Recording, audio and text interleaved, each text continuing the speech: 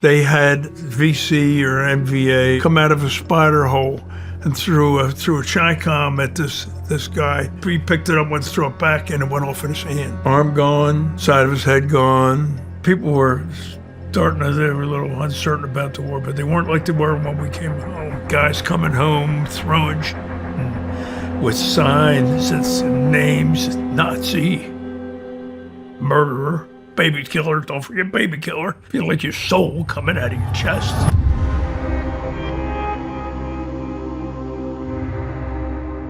Mr. Bob Parsons. In the flesh. Welcome to the show. Good to be here, Shawn. Man, I'm really excited to interview you. I've been watching GoDaddy, you, all your companies for decades now, and I just find you to be a fascinating human being. So I just want to say thank you for making the time and coming into Nashville and knocking this interview out with me. I think it's going to be awesome. It's my pleasure, brother. Thanks for having me here. It's my honor. But everybody starts off with an introduction here. So, Bob Parsons, United States Marine infantry veteran who received the Purple Heart in the Vietnam War. Self-taught programmer who started Parsons Technology in your basement in 1984, growing it into a $100 million revenue company before selling it for $64 million. Founder of GoDaddy, the world's largest domain name registrar, which you sold for $2.3 billion. CEO and founder of YAM Worldwide, with ventures like Parsons Extreme Golf, Scottsdale National Golf Club, and Harley-Davidson of Scottsdale. Philanthropist, who alongside your wife Renee founded the Bob and Renee Parsons Foundation in 2012. Trailblazer in psychedelic-assisted therapy, using it to confront your own PTSD and funding over $19 million in research to help others. That's super close to me. I did that. I did an Ibogaine experience in Mexico and totally changed the trajectory of my family life, my business life, every aspect. And New York Times bestselling author of the book Fire in the Hole, self-made billionaire, ranked 338 on the Forbes 400 2024 list with a net worth of $3.9 billion. You're a husband, father, grandfather, and great-grandfather. Welcome home. And you have a quote that I read that I love, and it says, "I believe I was born a dreamer." I know I was, yeah. When did you come up with that quote? I've always been a dreamer. So it was when I was taking an inner child workshop one time, trying to find myself. This is way back when, and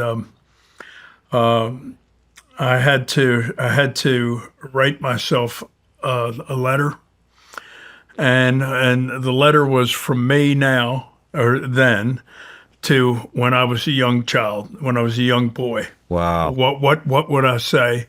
And then how would I write back? So I did that, and then I had to write about myself, the different parts of me.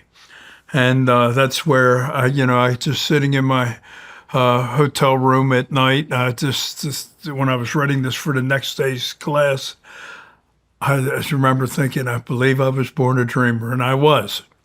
So that's how that came about.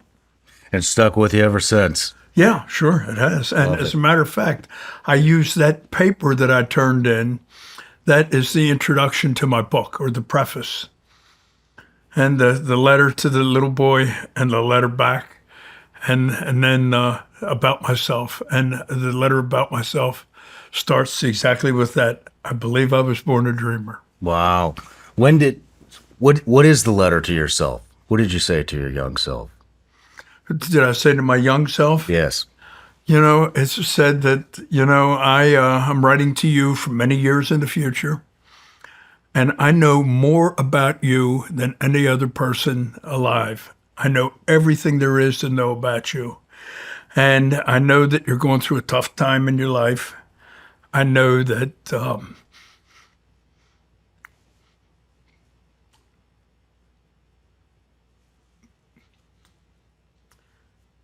my mother was insane. And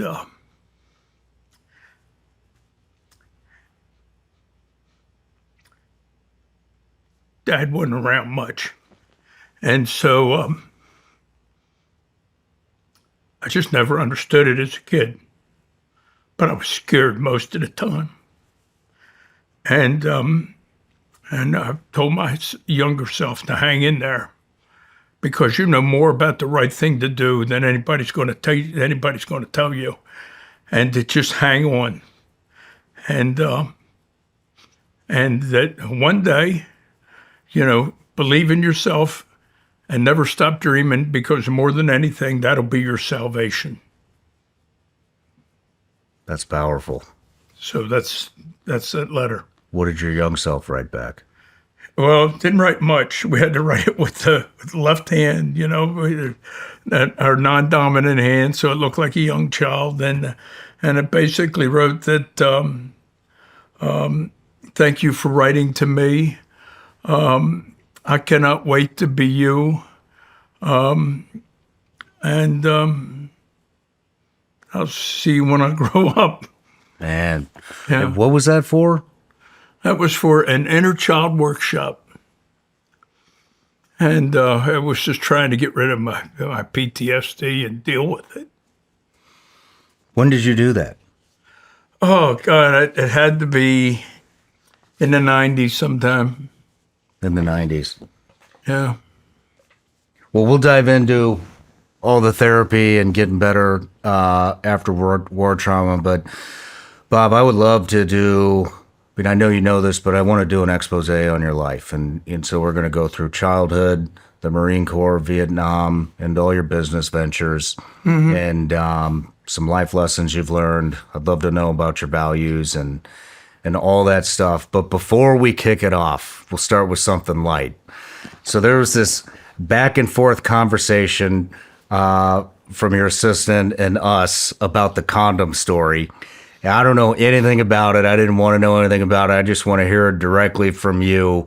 And the little I do know about it, it sounds hilarious. So what is the condom story? Well, the condom story is when I was this was a junior or a senior in high school. I had never been with a woman, I mean, we talked about it day and night, but I had never been with a girl. And I'm growing up in East Baltimore, so my buddy Danny Thorne, who's a year or two older than me, who was my total advice on, he told me everything I needed to know about women. Most of the stuff totally wrong, right? like he told me, he said, when you go down on a woman, right? And I see, I don't even know what it looks like. Right? He says, you go down on a woman. There's a lot of ways to do it. He says, you move all the hair to the side. This is back before they shaved, right? Move all the hair to the side, and you kiss. You're gonna see something that looks like the baby Jesus. Kiss it. So anyhow, that was the advice I grew up with. Nice. So Danny was getting her home base action from this girl named Tony, and Tony was she lived with her mom. It was her and her mom, and her mother was going out of town for the weekend, and so Danny arranged with Tony that he and her would have the upstairs, and Tony's girlfriend Pauline said that she was ready to plunge ahead and I'd be just the guy that she wanted to do it with. So I thought, oh my God, right? It's here. Yeah, so I'd go ahead and it sounds good to me. So the first thing I did the next day was a Monday. I remember I went to the pharmacy and I had just enough money to buy one condom. So I bought one condom.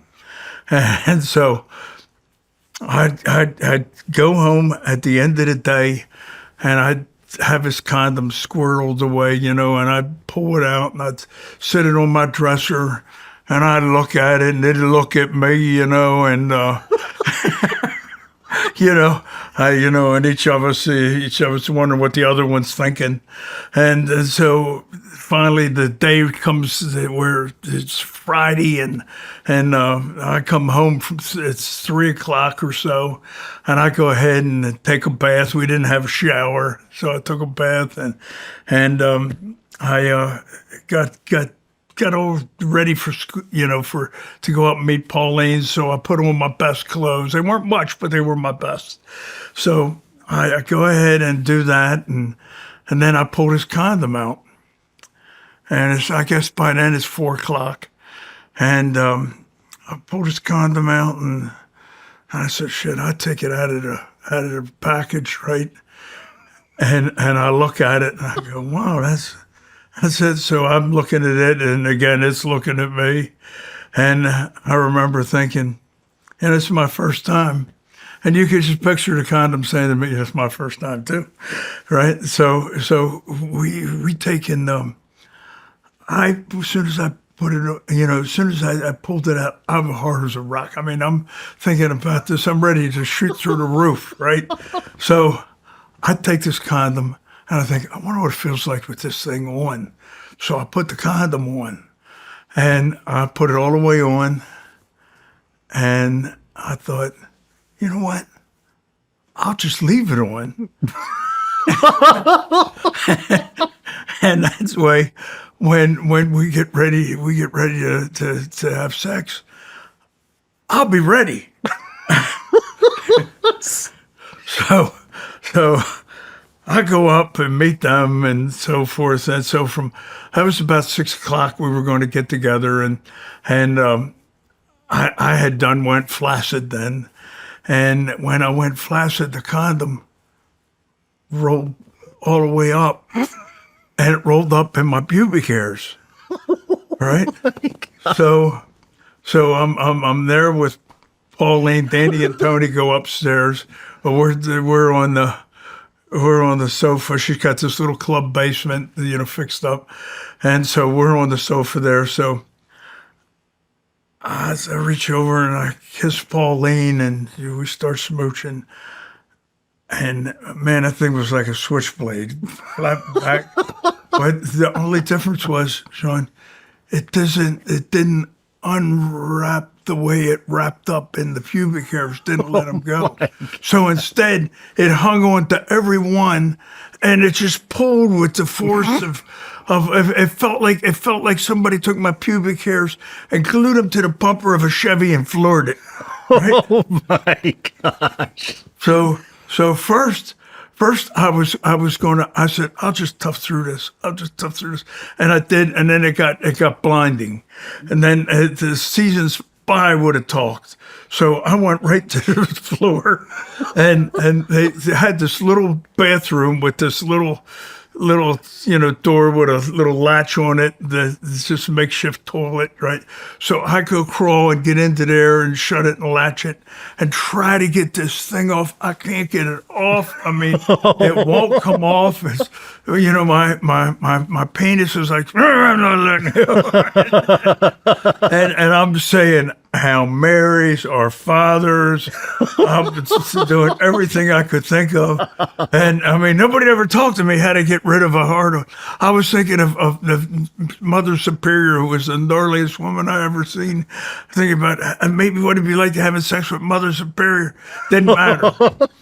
So eventually, I mean, she knocks on the door. Pauline knocks on the door. She says, "Is everything okay?"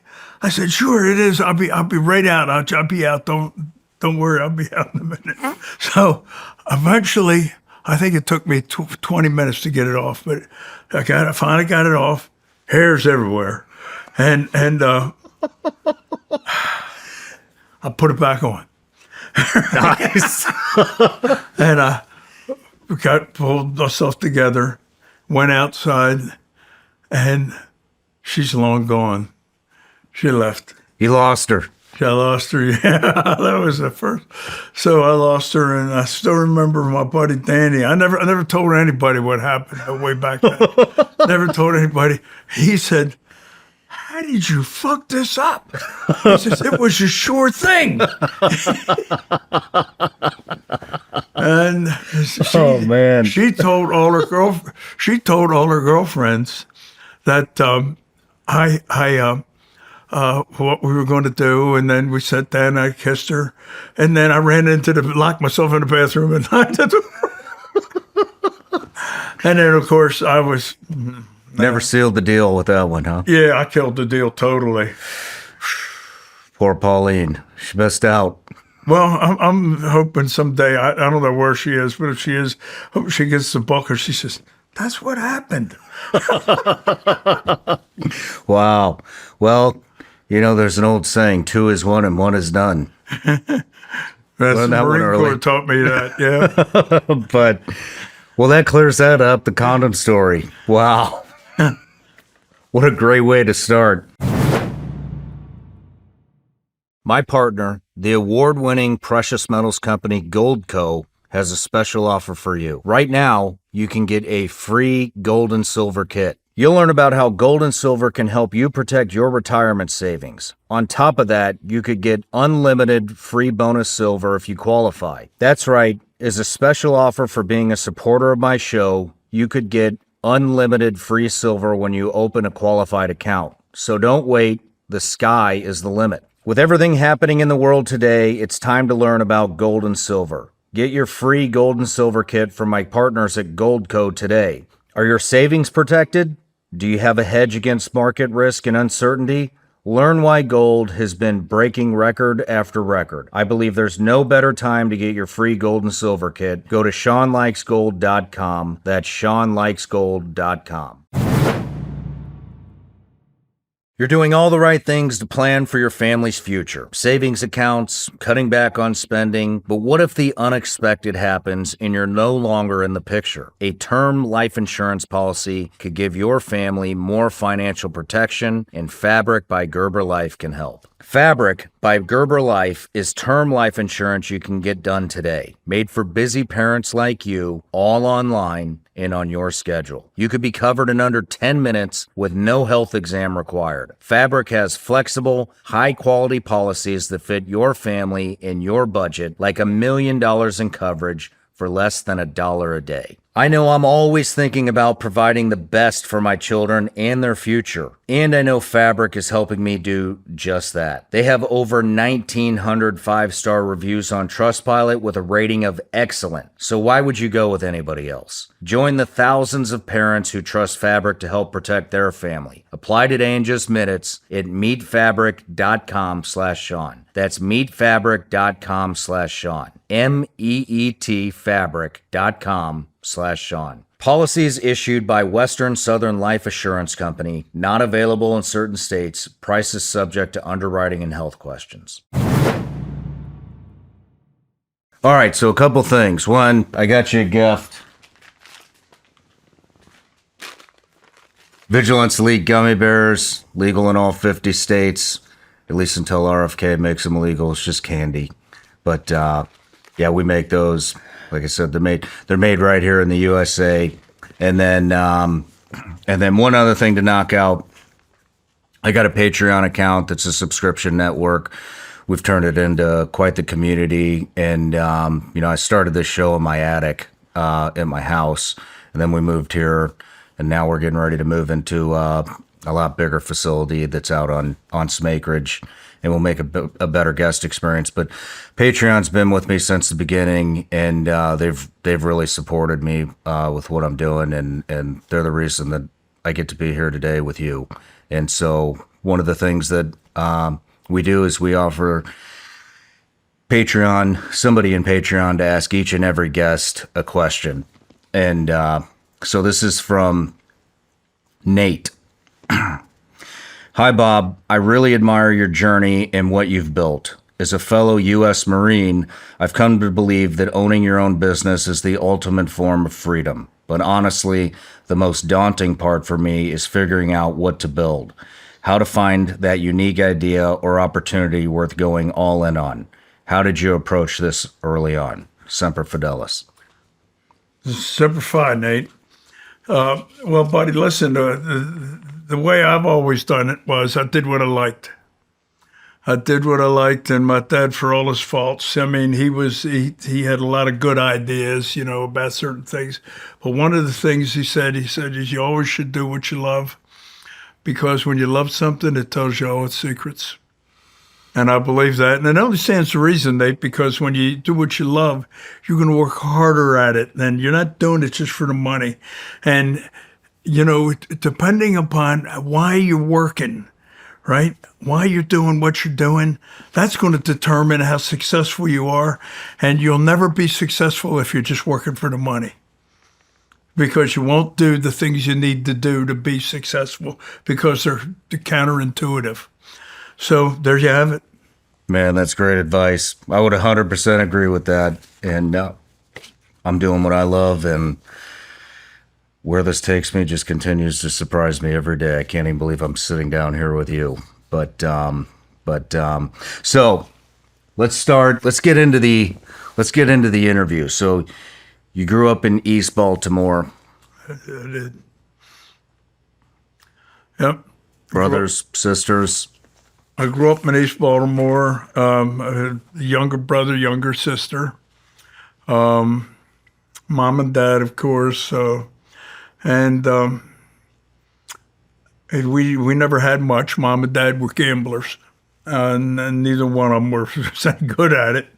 And so we were always broke. I mean, always broke. And if dad bought anything, it was always with credit, and they always would goose him with the interest rate. So, which means we even had less. So if we needed to have anything, we had to figure out how we were going to work and earn it, and how we're going to make money and get what we wanted to get. And we did things like newspaper routes, shoveling snow, running errands, working in filling stations, construction, all that kind of stuff. But my first business is an interesting story. It was a lemonade stand. And so one day, I'm probably about 8 or 9 years old, and I go ahead and decide it's one of those hot days that they get in Baltimore that, you know, you could see this heat wave off the tar street, you know, asphalt street. And when I did that, I decided, man, I'll make lemonade. I'll have a lemonade stand out here today. Well, Mom wasn't around. It was just me. I was the only one home. So I go ahead and get this pitcher out that she had. And I knew that lemonade was lemon and sugar and water. So I get this bottle of lemon out, and this is called real lemon, and I fill this thing up with the lemon, and then I put the sugar in it, and then I put water in it, and I mix it all up, and no matter how I made it, it just didn't taste quite right. And then I get the idea, maybe that's the way it's supposed to taste. So I just put more sugar in it. Right, and I just keep mixing it up. And then so I go outside. I had this little table. I set this little table up at the base of her porch, and I put this little sign up: lemonade, 5 cents. And the lemonade pitcher looked beautiful. I mean, it looked beautiful. It had like a little sweat on it. I mean, it's perfect. Well, this is back during the days. Back during the late 50s, when the life insurance guys would walk debit routes, right? And they collect the weekly premium, because that's the only way you're going to get it in East Baltimore. Mm-hmm. You go knock on somebody's door and they get it from them. So this guy's name is Mr. Hill, Hill. And he's got this little pork pie hat on. He's got his sports coat slung over his shoulder, got his tie undone. He's walking, he's squatting like a hog, right? And so he says to me, he goes, "And kid," he says, "Man, can I use this today?" So I fixed him a lemonade, and he gives me a dime, told me to keep the change, and I couldn't believe my luck. So he takes, and he knocks his lemonade back, and he seems to wave. He's waving around. His eyes bulge. He spits his lemonade out in the street, and he goes, That's the goodest horse fucking lemonade I've ever tasted in my life. And he goes storming away.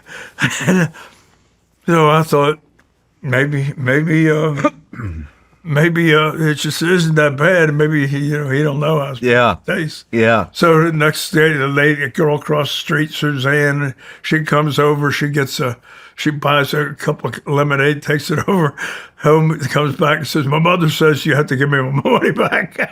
So I give her money back, and same thing. And then nobody would come near my lemonade stand. so the guy comes over. Later, my mother comes home and she says, "What are you doing?" And I said, I'm selling lemonade." She said, "You're selling lemonade?" I said, "Yeah." She said, how did you make it?" And I showed her. I said, "I took the lemon bottle and I poured it in the thing." She goes, "I keep vinegar in that bottle." Oh, shit. So I made lemonade with vinegar, and she helped me make a better lemonade that actually tasted good. Nope, or it already done. Got out. Nobody even wanted it for free. Nice. So anyhow, that was my first business, utter failure. So you said your parents are gamblers. What were they gambling in? Anything they could, or Anything, horses, sports, numbers. That's about that. Mom would go to bingo all the time, but that was a more social thing than a pure gamble. But that's what they would do. Yeah. And your dad was a World War II CB in Guadalcanal. Yeah, he was in Guadalcanal, Bougainville, the Fijis. Did you guys talk about that? Yeah, we did. He was had all these pictures and he told me, he says, yeah, it was a rough, miserable place. Had a picture of his ship that he took from the beach, and it's a Japanese suicide sub, 2-man sub screwed into the side and blew it up. Oh, wow. And I said, how were you there? You knew they were going to take a picture? He says, well, we knew it was there. They couldn't do anything to the sub because the moment they touched it, they would blow it, right? So they just all got off the ship, and then it wasn't that they waited for him to get off the ship. They just were able to. And so he had that. And part of what he did was drive a bulldozer, I believe. And he said they sounded like the Japanese Zeros sounded like washing machines. He said the Marines had it the toughest. He said, but he helped build the airfield and stuff like that. Wow. So wow. What else were you into as a kid? I mean, it sounds like life was pretty rough. What kind of stuff were you into? Well, I was a terrible student. And I failed the 5th grade, and nobody can ever take that away from me. But when I failed the 5th grade, Sister Brenda, I was in parochial school. Sister Brenda was a nun, and she didn't talk much, but she sure hated me because she kept me almost every day after school. She would just turn around, and I'd think, man, I'm going to go home one time. His kid would say, hey, Robert, can you hand me that? Or something. I'd hand it to him. She'd go, Robert Parsons, you're staying at school.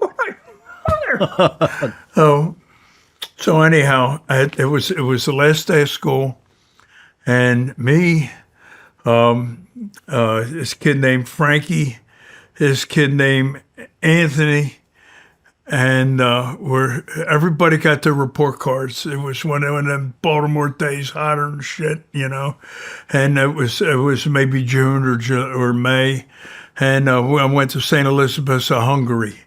And so all I was looking for was a nun-free summer. Sister Brenda handed everybody their report cards, and then she said to me, Frankie, Nancy says, "You 3, wait here. I'll be back later." And as I take this line out, then and there you go. And then I'll process your whatever's going to happen. But she didn't say we failed. So Anthony's saying, I remember him saying, wonder what Sister Brenda wants us to stay back here for. And it occurred to me, I said, because we failed. And so she took everybody out to meet the parents. And the way this was set up, St. Elizabeth occupied one big city square block.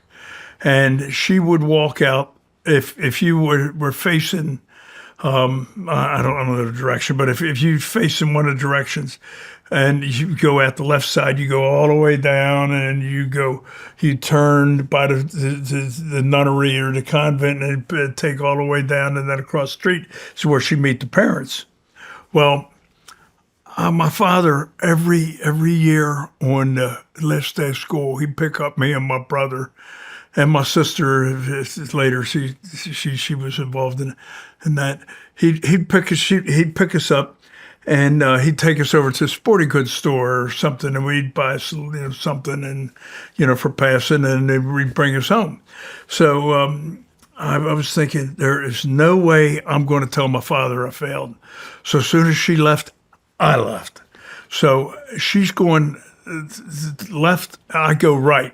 And I run through the schoolyard, down around the side, over where the parents are, up around the side of the convent, and up against the wall or this black fence where it was fencing off the convent. And I could see Sister Brenda in the class coming down, walking down with them. And everybody's happy with their report cards and so forth. And I said to her, well, the thing I had in my favor was I knew about Sister Brenda. She was a very lazy nun. I had some inside information. She would never, during the few times when I would go home one time with everybody else, she would break off and go right into the nunnery. She never walked the class all the way down. And so she did the same thing with this. She took and let the class go, ran to the nunnery, and the class turned right and was going to walk down by herself. And she went back to crucify the unholy threesome, right? So I just stood and I was halfway worried that the class was going to see me and we were going to go, what are you doing, and so forth. They didn't even notice me. I mean, I could have been one of the bushes. So they were too worried about themselves and the report cards. So they started away, kept walking. I followed them, and I go down the block with them, and I cross the street where my father is. My father's already there with my brother looking at his report card. And my father says to me, Robert, where's your report card? And I said, Dad's sister didn't give me one. He says, you didn't give me one? He looks at me like a dog that heard a strange noise, And I said, no, Dad, this year, if you passed, you didn't get a report card. That's when the lie came out. So you keep in mind, he's holding my brother's report card. And he goes, he's smoking Barringtons right then. So he takes a puff and he says, all right, get in the car. And he says, not a problem. So he takes us to the sporting goods store. I know, but in the sporting goods store, I'm on death row. So he says, my brother's got a bunch of stuff. My father's going to put most of that back. Just pick one thing you want. And then he says to me, Robert, don't you want anything? I said, Dad, I got plenty. I had nothing. so he says, I'll get something. So I got this first baseman's mitt, for a young kid. And so we go home. The same thing happens with my mother. My brother comes in, gives him his report card, And then he gives me she says, where's your report card? Same thing, da-da-da-da-da-da-da. And she says, I never heard of such a thing that if you passed, you didn't get a report card. And I pulled it out. I said, my call sister. And she said, I'm calling that sister. I said, well, if you think you should feel better, call her. So I went and sat on a sofa, and I waited for the school to call. Well, the school never called. No, they kid. never called. I waited all summer long, and they didn't call. All summer. So So I'd have my buddies that I'd be playing ball with or something. They'd say to me, Robert, what's wrong? I said, nothing's wrong. I said, oh, something's wrong. I said, nothing's wrong. Now, I knew if I told one of them, it'd be all over the place. So I didn't tell anybody. So fast forward to the first day of school. As a matter of fact, one time I went to tell my dad what was going on, and then he goes, he's got the newspaper up. It's hot as there's no air conditioning in the house. He's sitting on his sofa that is covered in plastic, so it would stay nice for my mother. He's sweating his ass off, smoking and everything. So I say, Dad, I'm going to tell him, Dad. And he drops the paper, and I see these eyes bulging out, sweat running down his face. I said, never mind. I'm out the door. So anyhow, first day of school, I get in. We go with Miss Molly, the neighbor lady. You know, she had this little red beetle. She was this big, large woman, and it looked like there was 100 kids in that car. You could hardly move. But anyhow, she pulls up. We all go in. I get in line, and St. Elizabeth's had one class for each grade. And I get in the line with the sixth graders, and I didn't know what else to do. And I look over in the fifth grade class. There's Frankie and Anthony, and they're motioning me to come over. I'm going, I don't even want to look at them. So they ring the bell, and then they start moving in, you know, the first graders, second graders, third, fourth, fifth. And then time for the sixth graders, and I'm at the end of the line. Our nun that year is Sister St. Thomas. She pulls me out of that line. She says to me, she puts me against the wall. She's got her nose about maybe 2 inches from mine. She says, Sister Brenda told me what you did. And I thought, all right, there it is. And she told me what she did. And I said, I didn't say anything. And she says, and she didn't know what to do, so she passed you. No shit. So that's how I failed the fifth grade, but I didn't have to repeat it. You moved on to sixth. Yeah, and she said to me, if you give me any trouble, you're going right back into the fifth grade. I said, I won't, sister. And I wish I could tell you I was a lot better. I was a little bit better, right? And I remember when I got my sixth grade grades, I showed them to my mother, and she goes, well, this is nothing to be proud of, but you did pass. And I like it better when you get a report card. I said, so do I, Mom. Oh, man. So at what point when did you get interested in the Marine Corps? I got interested in the Marine Corps one day at the end of gym class. I was a senior. It was probably March or April, and I had discovered alcohol, and I had rediscovered the opposite sex, and neither have ever been known to help grades in school, right?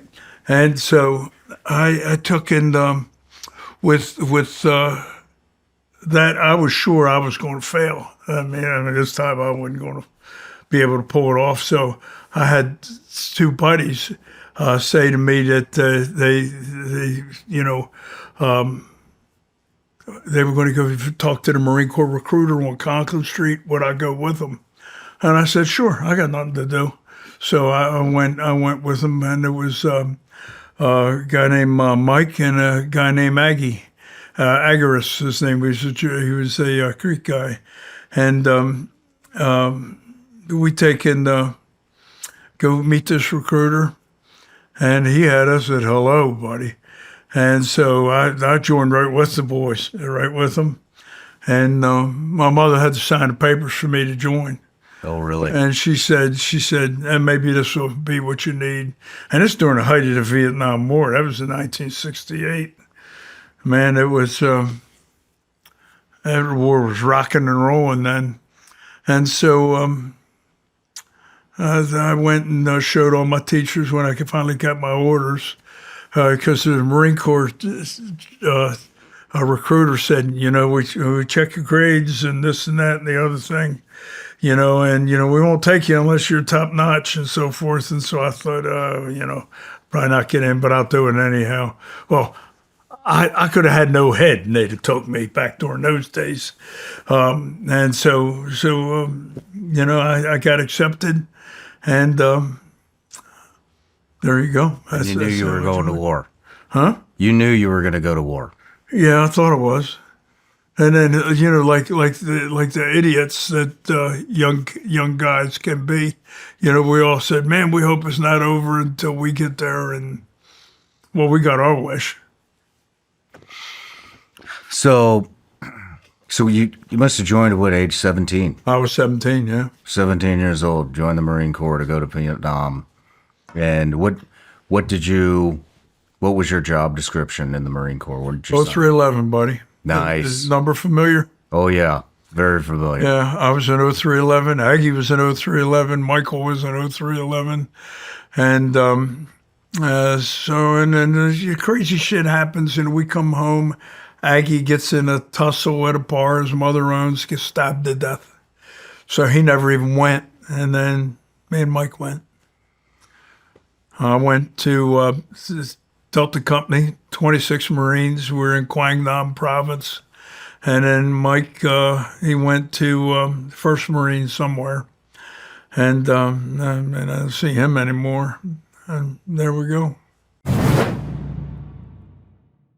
Ask 10 people to define the word capitalism. This subject comes up all the time, but do you know what it means? Find out with Understanding Capitalism, a free online course from Hillsdale College. They offer more than 40 free online courses. You can learn about the United States Constitution or even the history of the ancient Christian church. Hillsdale recently launched a new course, Understanding Capitalism, that I've been watching. In 7 lectures, you'll learn about the role of profit and loss, how human nature plays a role in our economic system, why capitalism depends on private property rights, the rule of law, and, above all, freedom. I believe all Americans should learn more about economics. Understanding these concepts can make you more informed and even help you grow your own business. Go right now to hillsdale.edu/SRS to enroll in this course, Understanding Capitalism. There's no cost, and it's easy to get started. That's hillsdale.edu/SRS to enroll for free. hillsdale.edu/SRS.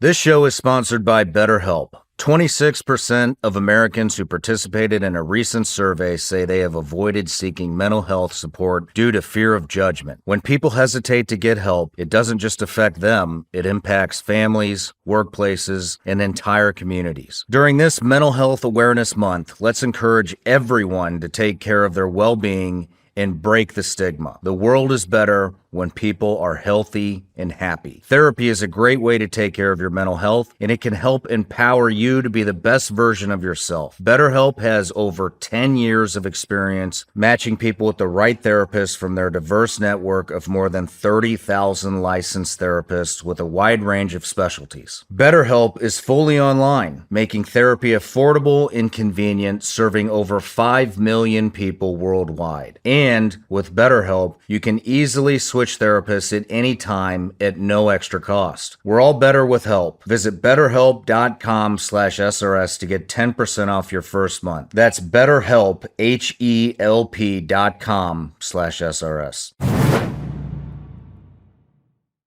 Well, it sounds like the Marine Corps was very transformative process for you, and 100%. Give it a lot of credit. Yeah, the one thing I'll say is, it was, they did more for me than I ever did for them. And everything I ever accomplished, I'd have never done it without the Marine Corps, because they give me direction. They give me the importance of understanding responsibility. They give me, the fact that, to believe in myself and that I can accomplish more than I ever dreamed possible. And I always owe them for that. So how long was it from when you signed in, when you signed the documents, that you went off to Vietnam? I signed the documents probably in April, maybe May, April, May. And then I was inducted in August. And 6 months after August, Vietnam. Wow. Wow. So you went through basic training, your infantry school, 311 school, and then right to theater. There you go. How was boot camp for you? Basic training. Well, boot camp took me a while to get adjusted, but after a while I got adjusted, which is fine, you know. I mean, the food was great. And I still remember that ice cold chocolate milk. And, you know, for me, it was the food at Parsons was step up. And so you know, I liked it. I was able to do it, and I would have been a rifle expert. I was a rifle sharpshooter, and I was doing okay until I had like 2 rounds left, and I had this drill instructor, Sergeant Little. He said, "Parsons, you better even scream in my ear."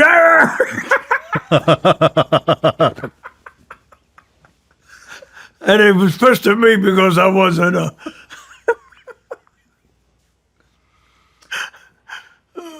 What did your parents think about, and your siblings think about Vietnam? You going? Well, you know, my dad said he wished he could go in my place. And mom, you know, you have to understand my parents, they were very different.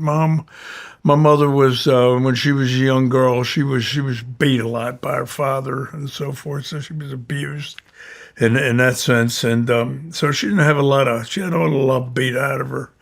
So I remember when it was time for me to leave for to catch the plane at Friendship Airport, which is not Baltimore, Washington then. And I'd go to Friendship Airport, and before that I was out at night before, and my mother comes in and she says, "Dad just got up and went to work." He didn't even say anything. No kidding. No. And then Mom said, "Well, I'm going to the racetrack with Aunt Bert. Don't get yourself killed." That was it? That was it. And off they went. And so I called my brother. I mean, not my brother, my cousin. And he gave me a ride to the airport. And they had, there's a lot of guys there. They had their girlfriends and sisters and family and mother signs and all this sort of thing. And with me, it was just me. But see, the hell of it was that's all I was ever used to. So I didn't bother me too much. And then to Pendleton. Holy shit. Yeah. So you got no send off from family? No. Wow. Were you guys close at all? Family? Yeah. No. Me and my brother.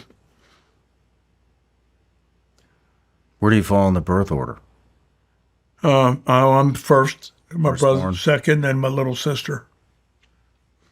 And now they're all passed except for my little sister and me. And she and I are close, so. That's good to hear. What's her name? Beverly. I mean, was there any communication once you got?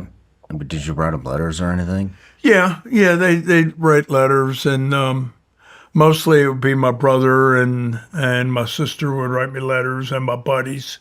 Some of them would, and once in a while, parents would write me a letter, but not much. Wow. Well, let's move into Vietnam. What was it like landing there? Well, man, I tell you what, that place smelled different than any place I ever smelled in my life. It smelled like rot.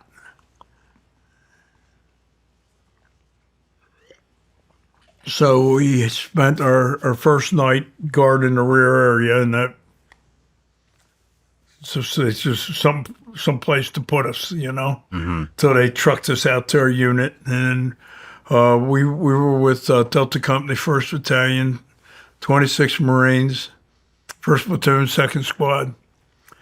And I got to my squad, and we're in Quang Nam, rice paddies as far as you can see, right? And it was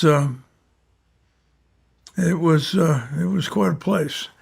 I remember I got the guys were staying in a tent, a canvas tent, and so I had a bunk and a couple guys. It was, I think like a Marine Corps rifle squad. It's about 12 guys, and there was not 12 guys in the squad. There was like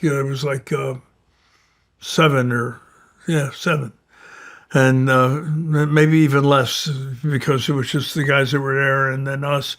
And what happened is that they were ambushed a couple days before. You know, we were sent out there. We were sent there as me and a couple others were sent there as replacements for the guys that were killed in this ambush. So they were killed, and there was 4 of them were killed. One of them was seriously wounded, and to a man, it was all the senior guys. So the guy who was the senior man, this new squad leader, had just turned 19, and had been in the bush for 6 weeks. That was the most senior guy? Yeah. Wow. Yeah. What did you think about that?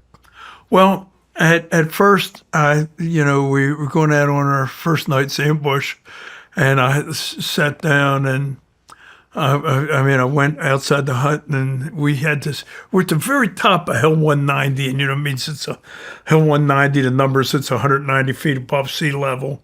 So we're at the top of this, and right at the top was this old French fort there, or this wall with shell holes in it and stuff. So I guess the French were overrun there. And I sat on this wall, and I started thinking about, how the hell am I going to survive this? Because the Army, Navy, and Air Force, their tours are 12 months. Marine Corps is 13 months. I don't know shit from I know all about this place. The guy who I'm replacing, the guy who replaced the squad leader, he don't know either because, he hasn't been here much longer than I do. And so it didn't look good. So I started, I got scared for just a little bit. And then it occurred to me that I probably wasn't going to survive it. I was going to die there. And it was a hard thought at first, but then after you accept it, then nothing bothers you. Yeah. It's interesting that you say that because you're the only other person I've heard that articulated that, and that's kind of the way. Not to inject my own experiences because they're irrelevant right now, but that's how I dealt with it too. I just always assumed I was already dead, and so it kind of took the fear out of it. Yeah, it takes the fear totally out of it. But what it does though is you can do your job. Yep. You can do your job, and so that night we went on our first ambush. So you had come up with that mindset before any fighting had even started. Excuse me? You had come up with that mindset that you're already dead. Yeah. Before you ever pulled a trigger, before you were ever shot at, before you ever saw anything. Yeah. Wow. Yeah, I did. Because I've been in so many different types of situations, and it just this is what it's going to be, and so anyhow, so that's the thought that I had, And the interesting thing is I'm friends with most of the guys in that squad. There's 7 of them, five of them, and most of them tell me the same story. No kidding. And they said I never told anybody. I mean, one guy is a squad leader, the guy that was the squad leader, he turned out to be marvelous, but he had the same thing. He said, how can you do your job if you worry about, whether you're going to live or not, right? And he says, that's just not your problem at the moment, right? And the machine gunner, same thing. This guy's name is Brand. He lives down in Austin, Texas. I love the guy. So anyhow, but none of us told each other. No shit. Yeah. We just had that mindset. So anyhow, so we go out, we get our first ambush. We have a corpsman with us. And then a sister squad, we're just outside a village in a pagoda. And then what's a pagoda? A pagoda is just like a little religious place. Okay. Where they have altars and stuff like that. At least that's what we called them, was pagodas. And and then about a couple clicks from us was another pagoda, and we had a sister squad set up there.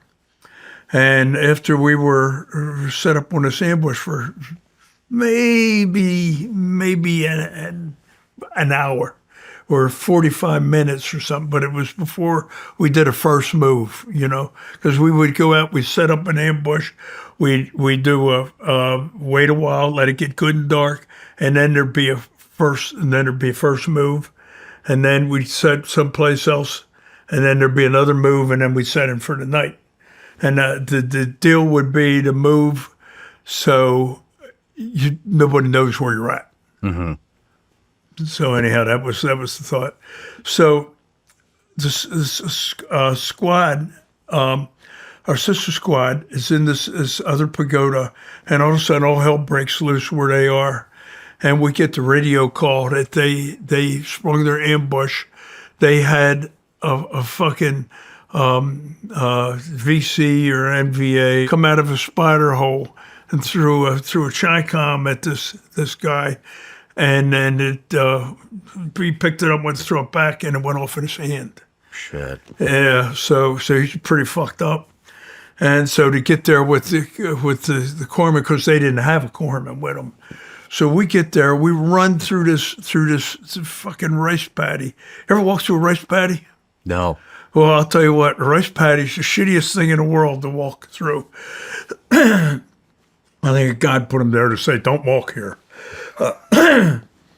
So the mud would be like about water be like about maybe a couple of feet deep, and then the mud would be a foot or deep or so. So you'd go down in it, and there's every kind of vermin you can think of is crawling around in there. So we're running through this rice paddy. I got my gear halfway on, halfway off. It's my first night in the bush. I don't know.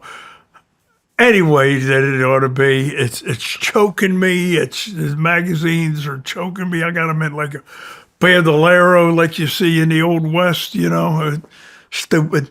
But nobody was there to show me. Yeah. Right? So we get there. This guy is hurt horrifically, not dead. Arm gone, side of his head gone. They're trying to check an eye that's not there with a hand that's not there. I mean, it's crazy shit, that you see in war. And the squad leader is this guy named Blackwell. And he starts just standing in this rice paddy. And he's throwing up, and then he's just standing there. And it's this helicopter just coming in, this Huey's coming in, and it's going to land right on him.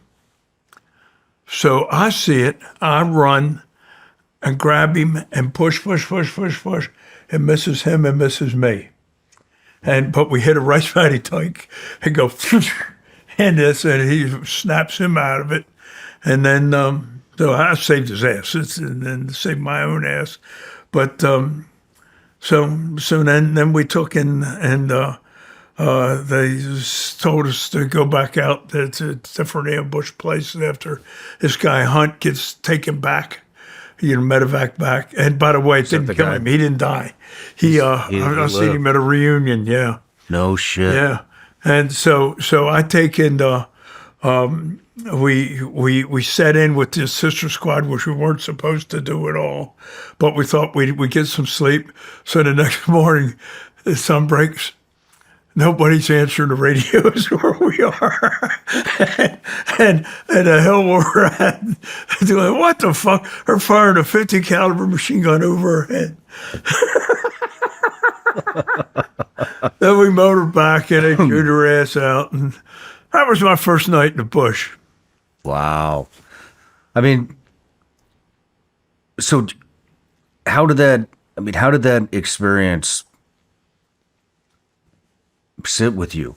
I mean, that's mission number one. You see a guy, gets his arm blown off, gets half his face blown off. It didn't. It didn't. Didn't. Were you numb to it before it ever happened? No, pretty much, yeah. Pretty much, but the thing was, the crazy thing is that those guys were the first family I had. Just that little bit of time, I fell in love with those guys. Mm-hmm. I mean, they were my brothers. I mean, it happened like, boom, like that. So, and to this day, I'm still close to them. I talk to them once a week, certainly once a month. And so your guys' mission set was to go set up ambushes. That was it. Yeah. How many ambushes do you think you set up? Oh, not a lot. Not a lot. I mean, I was in the bush for a month, and then I got wounded. And then I got wounded, but and then I hit a Chi-Com, Chinese Communist grenade. We call them Chi-Coms. It was set up as a trap, and my buddy, what the fuck's his name? Because my mind just went blank, but he'll kill me. I forgot his fucking name. Well, we'll get there. We'll get there. Maybe it'll come anyhow, back. He steps over a tripwire, and I hit it. And then so I caught shrapnel in both legs and left elbow. And then I got medevaced out all the way to the Naval Hospital in Cusco. So I was there for a couple of months or 3, or I don't even know how long. If it's okay, let's go. I want to get to that. Okay. And get a little more descriptive, but what were some of the other ambushes that you guys had done?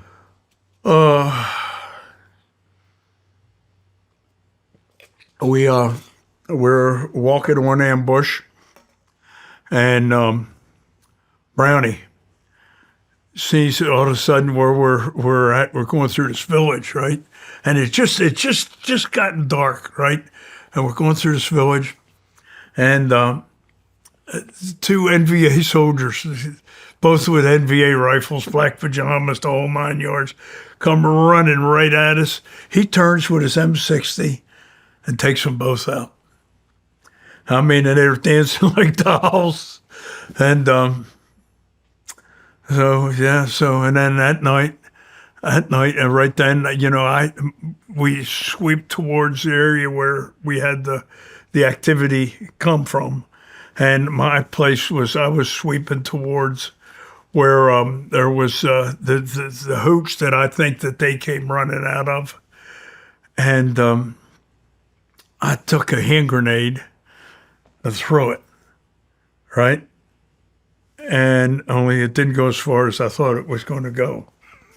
And it landed on the other side of a rice paddy dike, facing away from us.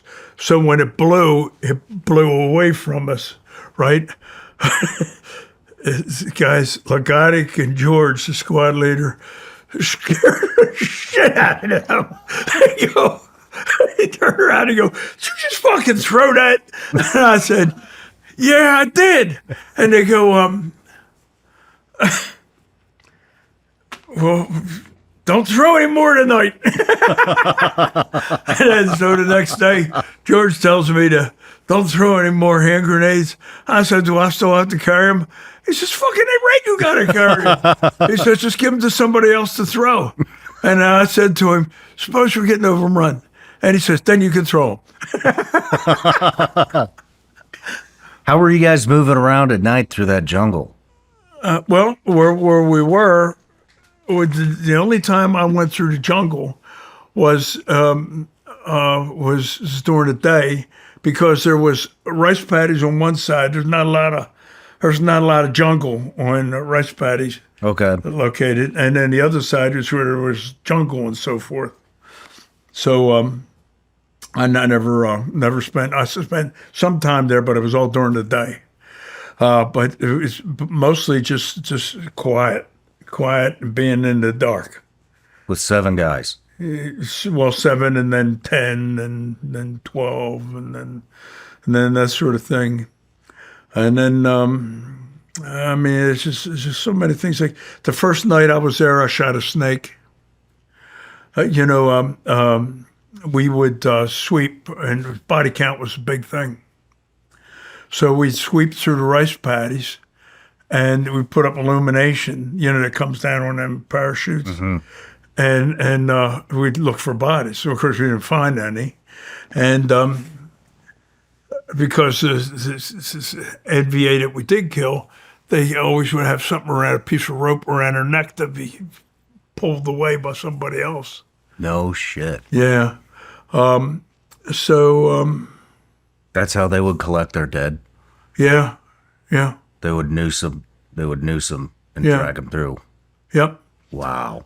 So these guys have more stories, 100 more stories than I do, 100 times. But I mean, so we start sweeping, and I look, and there's this big fucking snake in the water, and it's swimming right towards me.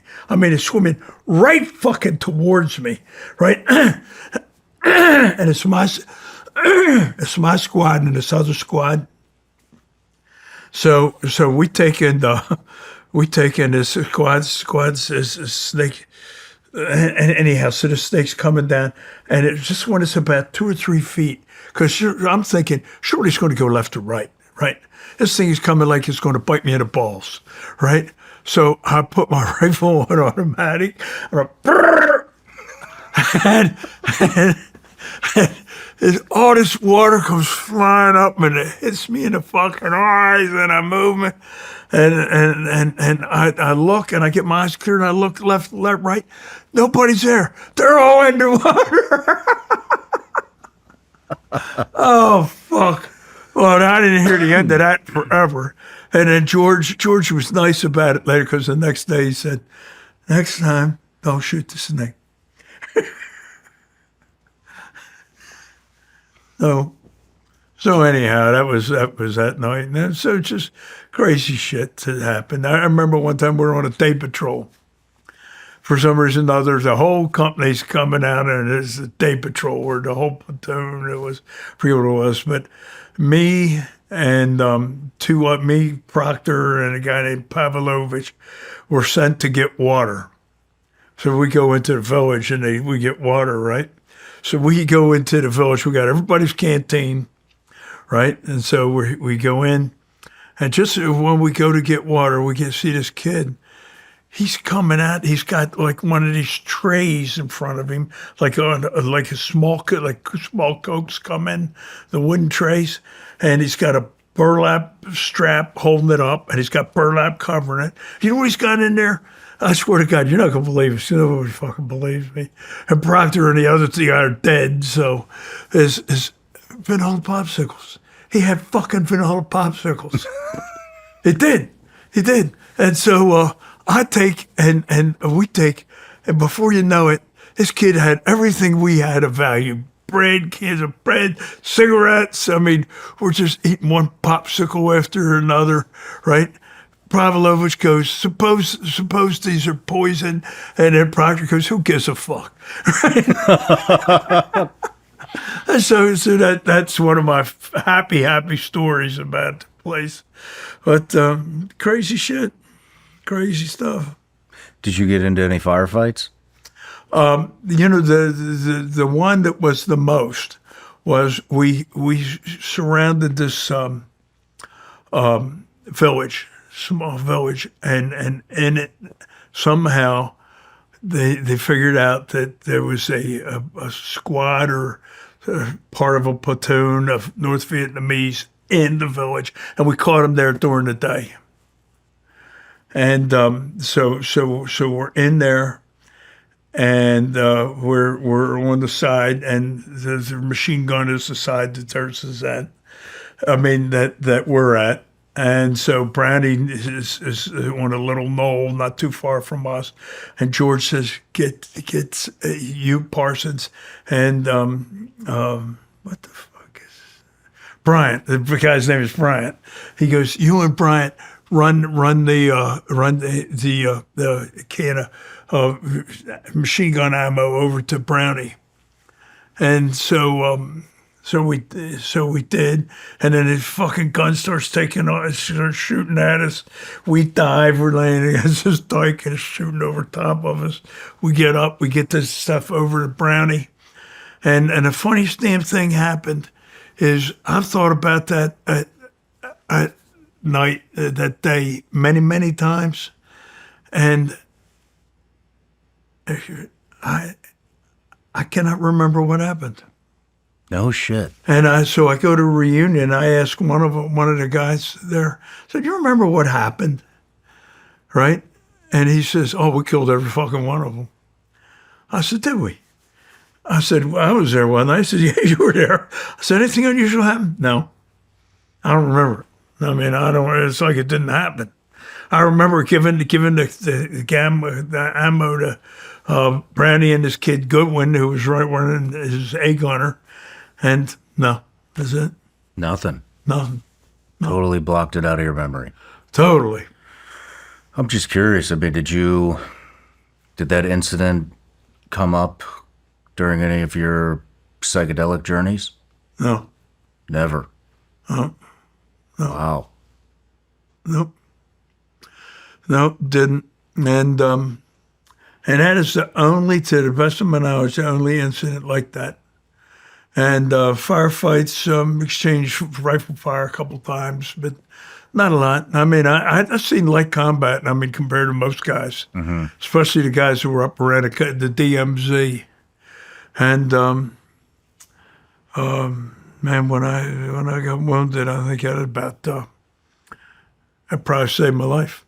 Do you think you killed anybody that night? I don't know. I mean, how would you know? I mean, I mean, they weren't close like me to you. Yeah. Right? Or you know, I could, like when Brandy took those two NVA out, I mean, they come, yeah, I mean, I could see that, but I didn't do anything like that. Was that the first engagement when the two Vietnamese charged you guys? Is that the first engagement you've seen? Yeah, I think so. No, there was one before that. What was the one before that? One before that, there was a bunch, there was some NVA about maybe a football field or two away from us in the village. We started firing on, and they firing that back, and nobody got hit. And to the best of my knowledge, we never hit anybody. So the first time you saw Americans kill the enemy was when they charged you in that village? No, wasn't Americans. They were NVA. That's what I mean. They were charging you guys. Yeah. Yep. What did that feel like for you? You know,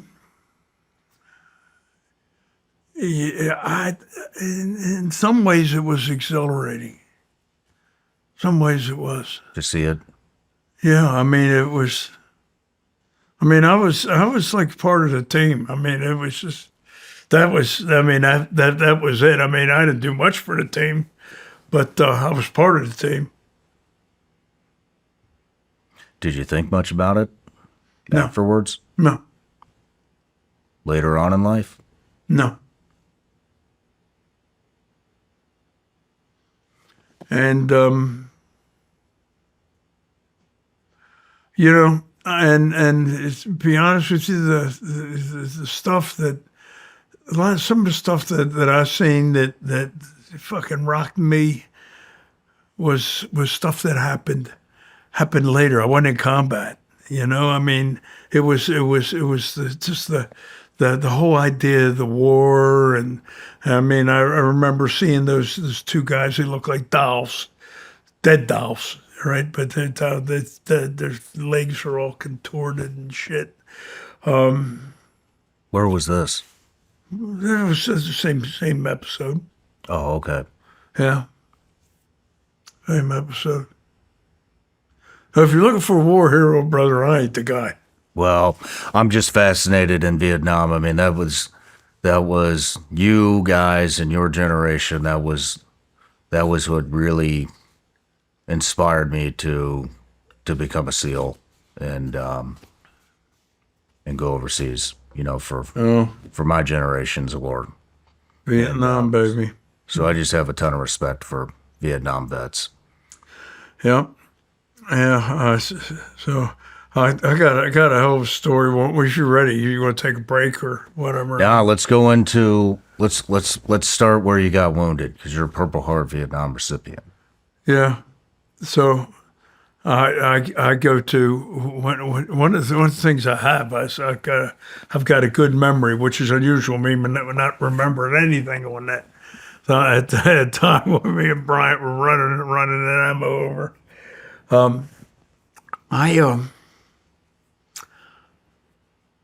I remember they carried me back, and they couldn't get a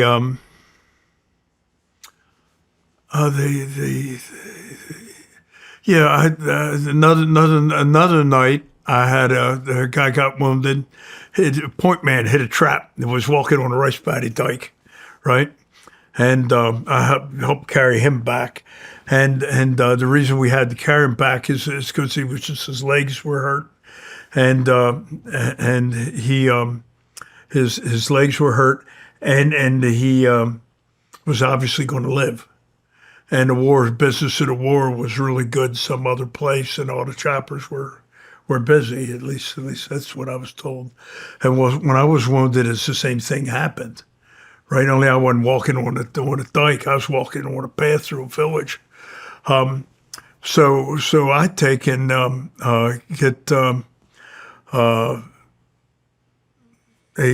get me to this road, and there's these two guys in a robe, and they just shoot me full of morphine, I think it was. And I mean, I didn't give a fuck about anything. And one interesting thing for that, which is a fun story for that, I take and I get sent back because I got caught in some barbed wire or something. I cut all my fucking fatigues up. I only had one pair. So the company guy, he sent me back to the rear that day, and he said to get a whole new set of fatigues and to get a haircut and then come on back. A haircut? Yeah, it did. I had that, get it all cut.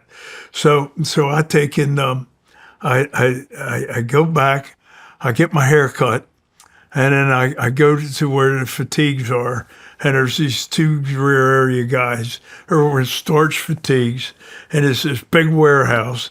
And I said, I'm here to get some fatigues. And they said, well, do you need a chit signed by the colonel? I said, well, where's the colonel? He said, well, he's up in Dong Ha, which is hundreds of miles north. And I said, well, I got to go back to the bush. And, you know, and these pants are all ripped up. So they said, your brother, they'll hang us if we give them to you. So we can't. So finally, after, you know, it was useless arguing with those guys, I start walking back. And I go through this area where there's the Quonset huts. well, it must have been there. One of them was there in one of the Quonset huts like it. I opened the door up, and I go in, and it's like fucking Candyland in there. So I take and open one of the lockers, and it's got a brand new set of fatigues in it. I try them on, they fit me. I take mine off, put them on a hanger, hang them in there, right? And then I go ahead and I look on one of the mattresses is a rubber lady, an air mattress. Not a rubber lady like you get at the bed shop, but just a rubber lady. So I take all the air out of it, and then put it on my arm, and then I take and start with all my new pockets. I start stuffing Marlboros and Winstons in it because those motherfuckers would take all the Marlboros and Winstons and they'd send us out like L&Ms and Salems and Kents and nasty ass cigarettes. All the shit. So I go back, and these guys are saying, "Where the fuck you get that?" I said, "Never mind, I just got it." So I gave them some cigarettes and so forth, and I blew that rubber lady up, and so I only had it for like 2 days, and then I got wounded. So I'm going away, and the guy says, "Hey Parsons, who gets your rubber lady?" I said, "You guys decide." Nice. So let's talk about the day that you got wounded. Is in as much detail as you can remember. All right. Well, the thing I remember the most is these guys driving me with no headlights on through these dirt roads, right, to get to the field hospital, and they had some country western music going. I remember that. They were singing. I thought they were fucking loaded, and I didn't really give a shit. But they were, as long as they were there taking me. So they take me to the field hospital, and immediately cut all my clothes off, and then they do a triage, and I guess they determined I was not seriously wounded, and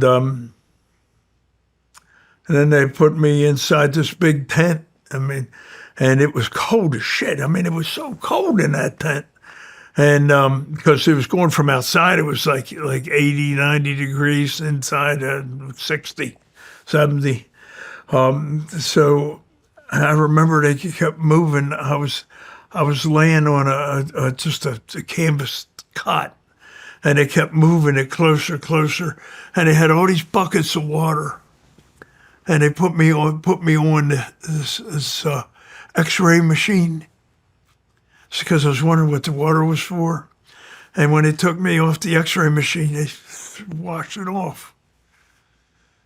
And then next thing I know, I was in surgery. I don't remember anything after that. Then next morning I wake up, bed is soaked, pissed all over it. And the corpsman says, "Don't worry, brother. You were just so busy we didn't have time to put a catheter in you." And so I put one in me, and then changed sheets, and then the colonel come over and said, "Congratulations, you're Purple Heart." Wow. In the actual operation, the ambush that you were on, can you describe how you were wounded again? Yeah, I hit a tripwire. Hit a tripwire. It was on the left side of me, and it caught my shrapnel here and in my left elbow. And I remember the surgeon saying, you had a big piece of shrapnel go into the joint and didn't damage it. Wow. So I was lucky. I was lucky as I can be. Were you conscious the entire time? No. When a little bit, just a little bit. For the explosion? Oh, the explosion. Yeah, I was conscious most of the time. I didn't go out. Oh, I just remember when that fucking thing went off, and I went down on the ground. I turned to George, because I was learning to walk point then, and so Bryant was walking first. I was walking second, and I said, "Jesus Christ, it fucking hurts." and then it didn't so much, and then it did, and then they shot me with morphine, and then so forth. I didn't hear it so much as seen it, you know. I didn't know what happened at first. You're disoriented totally. Did you think you were going to die? No. You knew you would live. Yeah, I thought I would. Thought I fucking would. Oh God! And the guys I were with got pissed. They started fucking putting a Zippo to this village, and he says they got George, the squad leader, got in a little bit of trouble for that, and he said he was in trouble, and then the North Vietnamese had a big push through the area that we were in. I wasn't in it no more, but we were in, and they forgave him because he's a good fucking Marine. Jesus Christ, he was good. Like about a couple days after, they set up on this bank in these reeds, and they send a squad of NVA come through and started coming out of the water. They opened up on them. They killed them all. And then they were ordered by our Captain Moorhead, to go all the way down to go about a mile or two out of sight, and then turn around and go, a couple clicks in, then come all the way back and reset up in the same spot. And they did. And when they did, they an hour or two later, the rest of the company came through. And of course, these guys, being the fucking knuckleheads that they were, opened up on all of them. And then they said, George said, there was a fucking hell of a fight went on all night. Damn. And there was fucking a gunship was going around the fucking, and when the sun shone, he says there was bodies everywhere, and where there weren't bodies, there were drag marks, and wow. Well, Bob, let's take a quick break, and then when we come back, we'll talk about your coming home. we got to talk about the hospital first. All right, we'll pick up at the hospital. There you go, buddy. Perfect. Let me tell you, I've had my Helix mattress that they sent me to try for years now, and it's really helped me sleep through the night and feel energized the next morning. And that energy gives me enough strength to get through my busy days. There's no question, I know I'm sleeping better with my Helix than with my old mattress, and it's helped my aches and pains and really improved my everyday life. Helix is an award-winning mattress brand, and they are recommended by many for improving sleep. They know everyone's unique, and they can match you based on your body type and sleep preferences. So what are you waiting for? For an exclusive offer for my listeners, go to helixsleep.com/SRS for 27% off site-wide, plus a free bedding bundle that includes a sheet set and a mattress protector with any Luxe or Elite mattress order. That's helixsleep.com/SRS for 27% off site-wide, plus a free bedding bundle that includes a sheet set and a mattress protector with any Luxe or Elite mattress order. helixsleep.com/SRS. If you ever feel like the modern world is wearing you down, things like EMFs, artificial light, seed oils, microplastics, chronic stress, it seems like our biology wasn't designed for these modern assaults, and it's probably taking a toll on all of us. Armor colostrum is a bioactive whole food that can help revive cellular signaling and help bolster our health from within. Colostrum is nature's finest whole food, packed with over 400 bioactive nutrients that work at a cellular level to help strengthen your immune health, help fortify gut health, and help kickstart your metabolism. I've been using Armor ever since they sent me some to try, and now I have a lot more energy. It's part of my daily routine now. I take it in the morning and after workouts. Are you ready to reclaim your health? We've worked out a special offer for my audience. Receive 15% off your first order. Go to tryarmora.com/SRS or enter SRS to get 15% off your first order. That's tryarmra.com/SRS. These statements and products have not been evaluated by the FDA. These products are not intended to diagnose, treat, cure, or prevent any disease or condition. All right, Bob, we're back from the break. We're picking up at the hospital. Yep. Well, I'm back at the hospital, and think about a military hospital. In wartime, you see a lot of fucked up dudes, boy. And man, it's just really, really screwed up.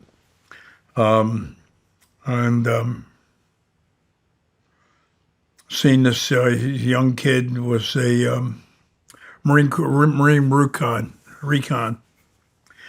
and he was out on some long distance alert, they called it, or something like that, long distance Reconnaissance, yeah, and he hit a bouncing Betty.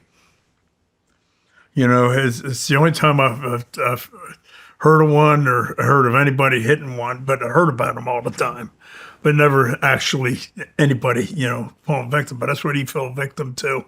And, bouncing Betty is this rocket on the inside of a pressure plate. You tread on it. As soon as you tread on it, as soon as the weight goes off, that rocket's coming up. And you're fucked. There's just all there is to it. And it blew his ass off. And he was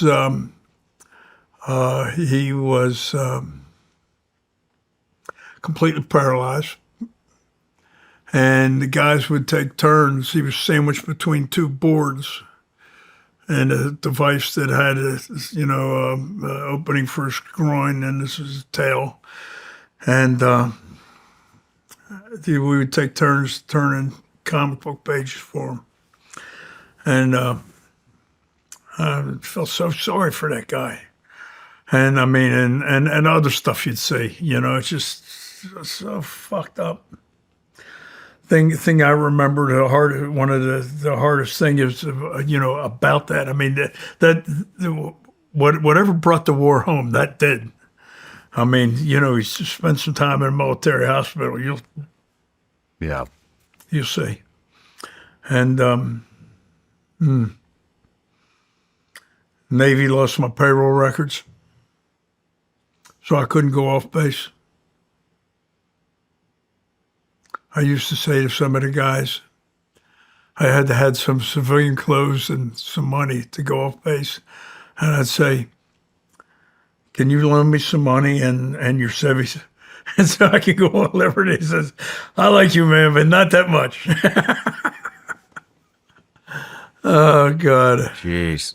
I read somewhere, or maybe I saw it on an interview, I can't remember, that you think that you had a guardian angel. I did. Why did you think that?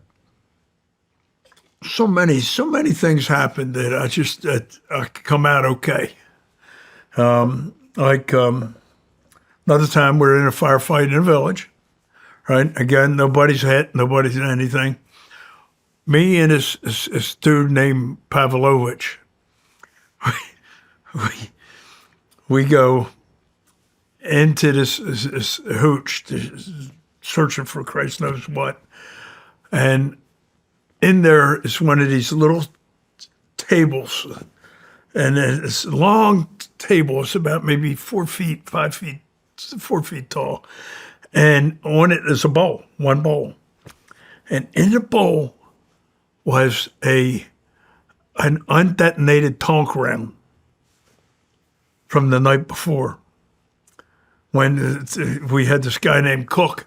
And Cook was one of these guys go to jail or join the Marine Corps for stealing cars. And so that's back when the Marine Corps was doing what it could to, fill the ranks.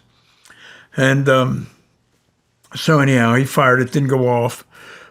Somehow landed there.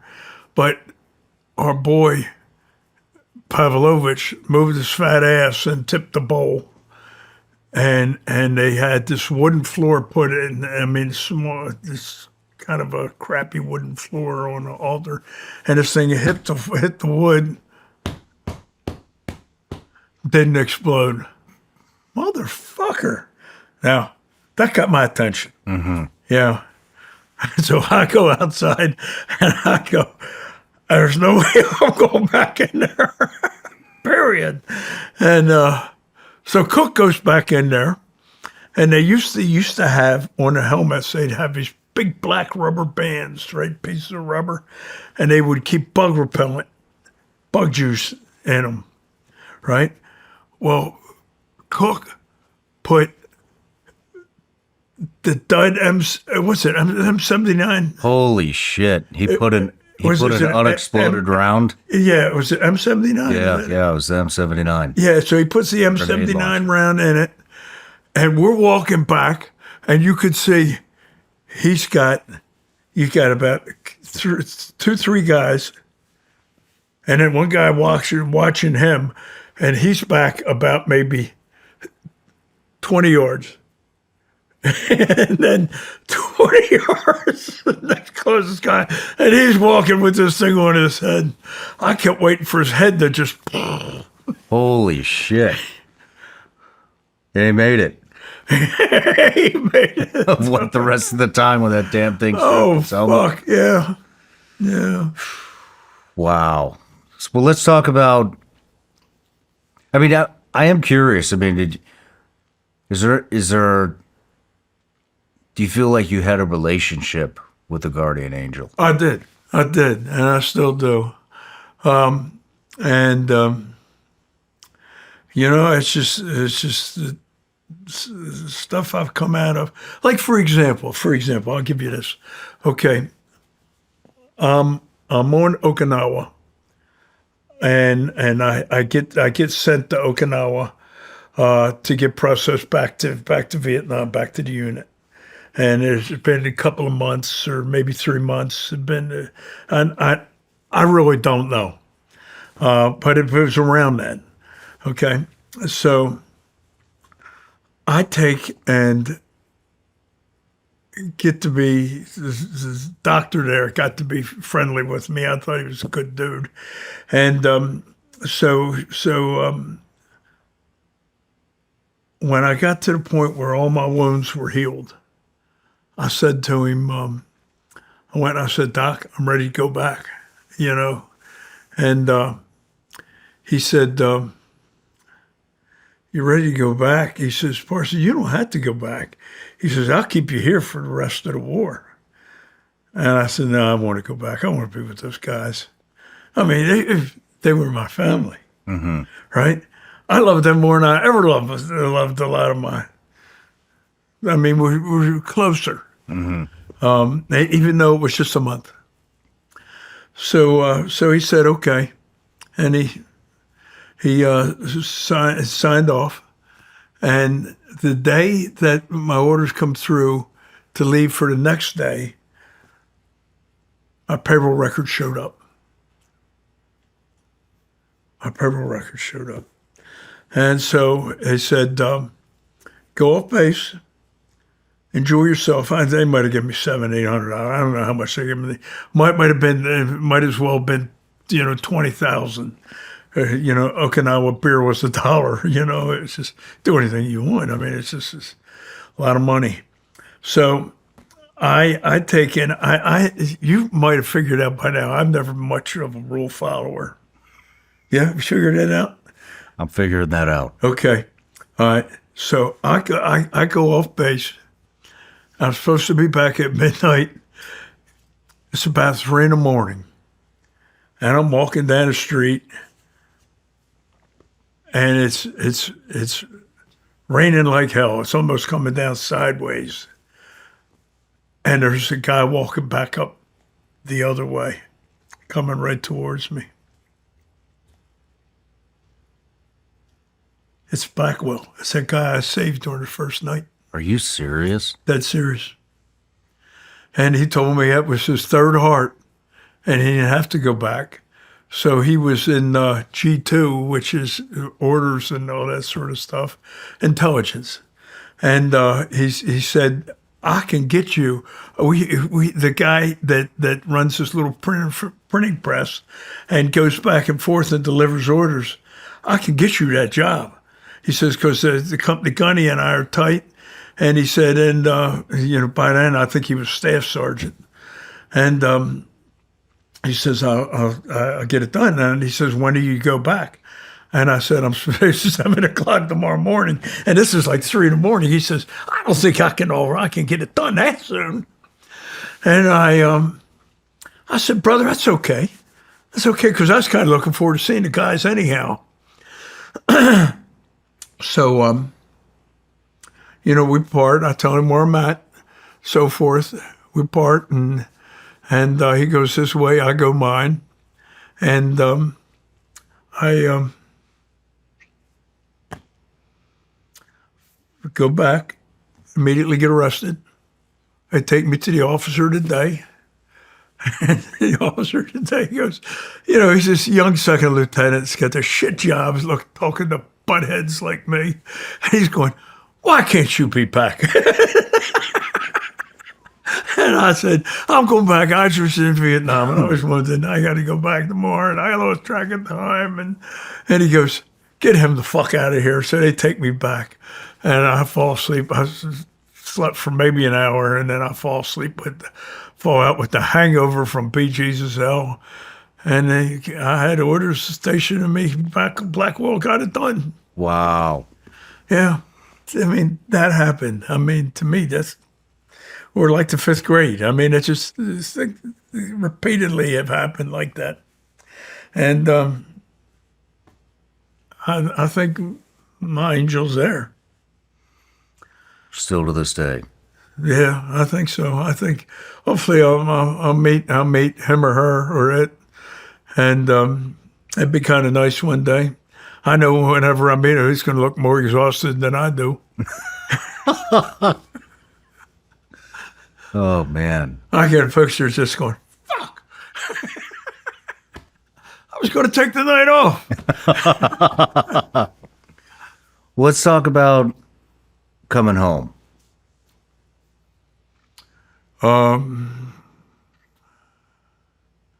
Coming home was hard. I'll tell you what I did.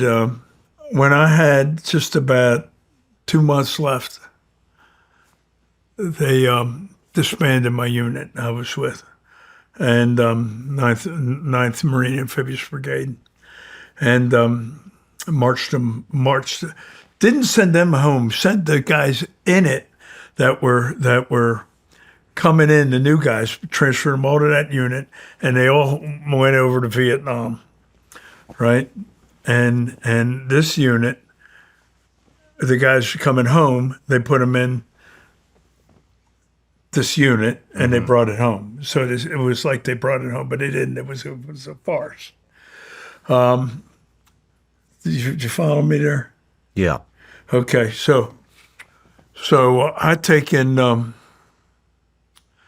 I get sent over to I get sent over for processing, where I get processed to go back to Vietnam. Now, I didn't want to go back then, and the reason I didn't want to go back then is because I had been in touch with the guys. I had seen them. They were on a helicopter ship just offside Barrier Island. And I told them, I said, guys, I had put two requests to go back, to transfer, to leave this unit that I was in, because I wanted to be with them so fucking bad. And Blackwell left. He left, and he says, I says, why? He says, I says, goodbye. I said, you going home? He says, yeah, I wish. He says, I'm going to go back. And he says, I can't stand it here. He says, at least I understand it there.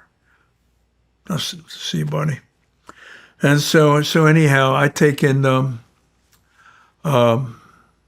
both times the company gunny that he told me about. My request to transfer got approved by everybody. It gets to him. He calls me in his office, rips it up, says you get yourself killed, and never got approved. And so I was getting ready to go back, but I didn't want to be with a bunch of new guys. I want to be with them, right? So I'm in the processing area, and this place is like a zoo. And this is one lieutenant, first lieutenant, and then he's running around like you don't know what's going on. So I go over to him. I said, Lieutenant, I could do this job. You need some help here. And I said, and I'm going to rotate a couple months anyhow. And he said, all right, you got the job. He said, where's your ID? And I give it to him. He says, okay, I get it all taken care of. So I went right away and started processing guys. And what I would do was I would take guys and put them on planes that were coming back, and so they could go home. And guys that were coming there, I would confirm their units. And one of the things that bothered me so much is I would see these guys that were like assigned to 9th Marines and guys going up around the Z and it's just, I mean, there was no place there that was a walk in the park for the Marine Corps, but there were some places that were much worse. Mm-hmm. And while I wasn't that much older than these guys, if I was older than them at all, I had the experience, which aged me a bit. And I also, from being intelligence and knowing what was actually going on there, I would just look at these guys and I'd feel terrible. I mean, I would feel terrible because they had this little tinge, where they're a little excited and so forth, and they're walking straight into fucking hell. Man. Yeah. So I remember that, and then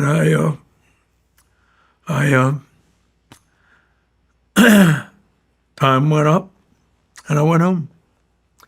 And then when we went home, it was a different place than when we left. When we left, people were they were a little uncertain about the war, but they weren't like they were when we came home.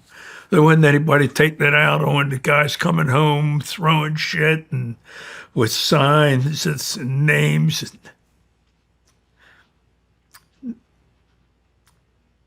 Nazi, murderer, right? Drug addict. And yeah, ironic, the fucking anti-war crowd calling us drug addicts. Those fucking dope addicts.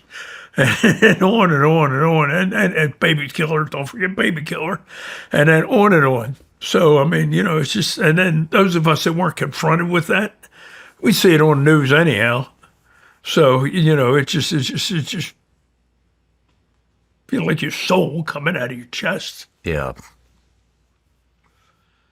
And, at the time, I knew it bothered me, but I didn't think it bothered me to the extent that it did. Because I got to the point where I had people come up to me and they'd say, hey, weren't you in the Marine Corps in Vietnam? Shawn, I'd start crying. That's when you fucked up. And so, and then one of the things that I found, I was doing a book, and I took some mushrooms, psychedelic mushrooms, when I was working on the book, and I had a flashback. I had a flashback, baby, and it was a flashback not to Vietnam, but to when I was in troop processing. Seeing those guys. It bothered me to the core. And I,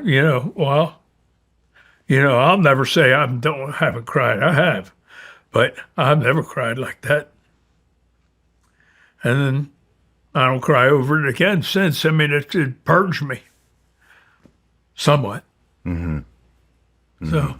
So anyhow, and then I just went to work in a steel mill, shoveled steel, and it was a hard job. And then I got another job, applied for a job as an apprentice, machinist apprentice. And this guy they set me up to hire was this old guy named Roy. That it was with the union so long that he had tenure. He couldn't be fired no matter what. And the guy wouldn't talk to me. And I'd say anything to him. He'd say, "Leave me alone." And he would set his machine up every day. So he's running this huge turret lathe, right? So he was milling down these lathes for ships, seagoing liners, right? To do propeller shafts. Mm-hmm. And so it'd come all the way up, but never touch it, just go back and forth. And my job was to help him. and so after a couple months of this, I went to, I seen an ad by the University of Baltimore where I could go there with the GI Bill and I didn't have to take any of the entrance exams. My high school grades didn't matter. I mean, I couldn't have got into Harvard with an AR. So I went to the University of Baltimore. I go into the registrar's office and I said to him, I want to register for college. He said, "What do you want to major in?" I don't know. I said, "Well, nobody in my family went to college." So I went, he says, "Go see this counselor." And I did. And it was a huge line to see this guy. I'd have been just getting to see him today if I got into it. I mean, I never got to see him.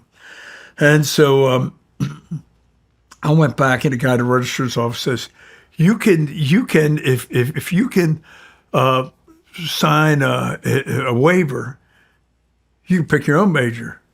I said, "Why didn't you tell me that?" I said, "You have a list of majors?" He gave me a book. I opened it up. First one, accounting. I said, "What's accounting?" He said, "Well, do you like numbers?" I said, "Yeah." He says, "You go at math?" I said, "Reasonably." He says, "You're interested in business?" "Yeah." He says, "You should make sure in accounting." So that's what I did. And, had I opened it up backwards, I'd have been a zoologist. And I said to him, "Sure." And it got to be a very fortuitous choice because I loved it.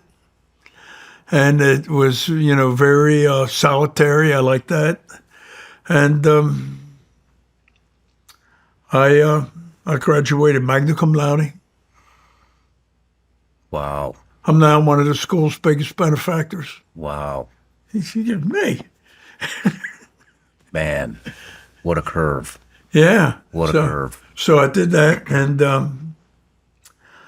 I went to,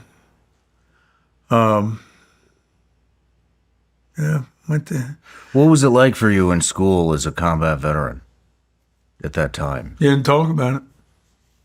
You didn't want anybody to know? No. It wasn't that you didn't want anybody to know, you just didn't talk about it. Nobody asked you about it. Did you stay close with your guys that you'd served with? Mm-hmm. Yeah. Many of them live close? No. I mean, one guy lives in New Hampshire, another guy lives in the mountains of Pennsylvania. He was the other guy that hit the trap. He lives in the mountains of Pennsylvania. Another guy, two of them live in Florida. Another one lives in Iowa. And Brownie, the rascal, he lives in Austin.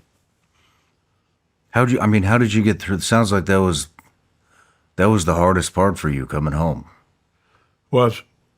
And so, there's a lot of veterans today that are dealing with similar issues and can't fit back into society. How'd you get through it? Well, the thing I did was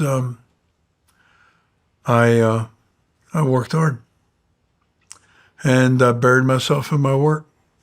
Everybody that has any degree of PTSD self-medicates in some way, shape, or form. I think they do.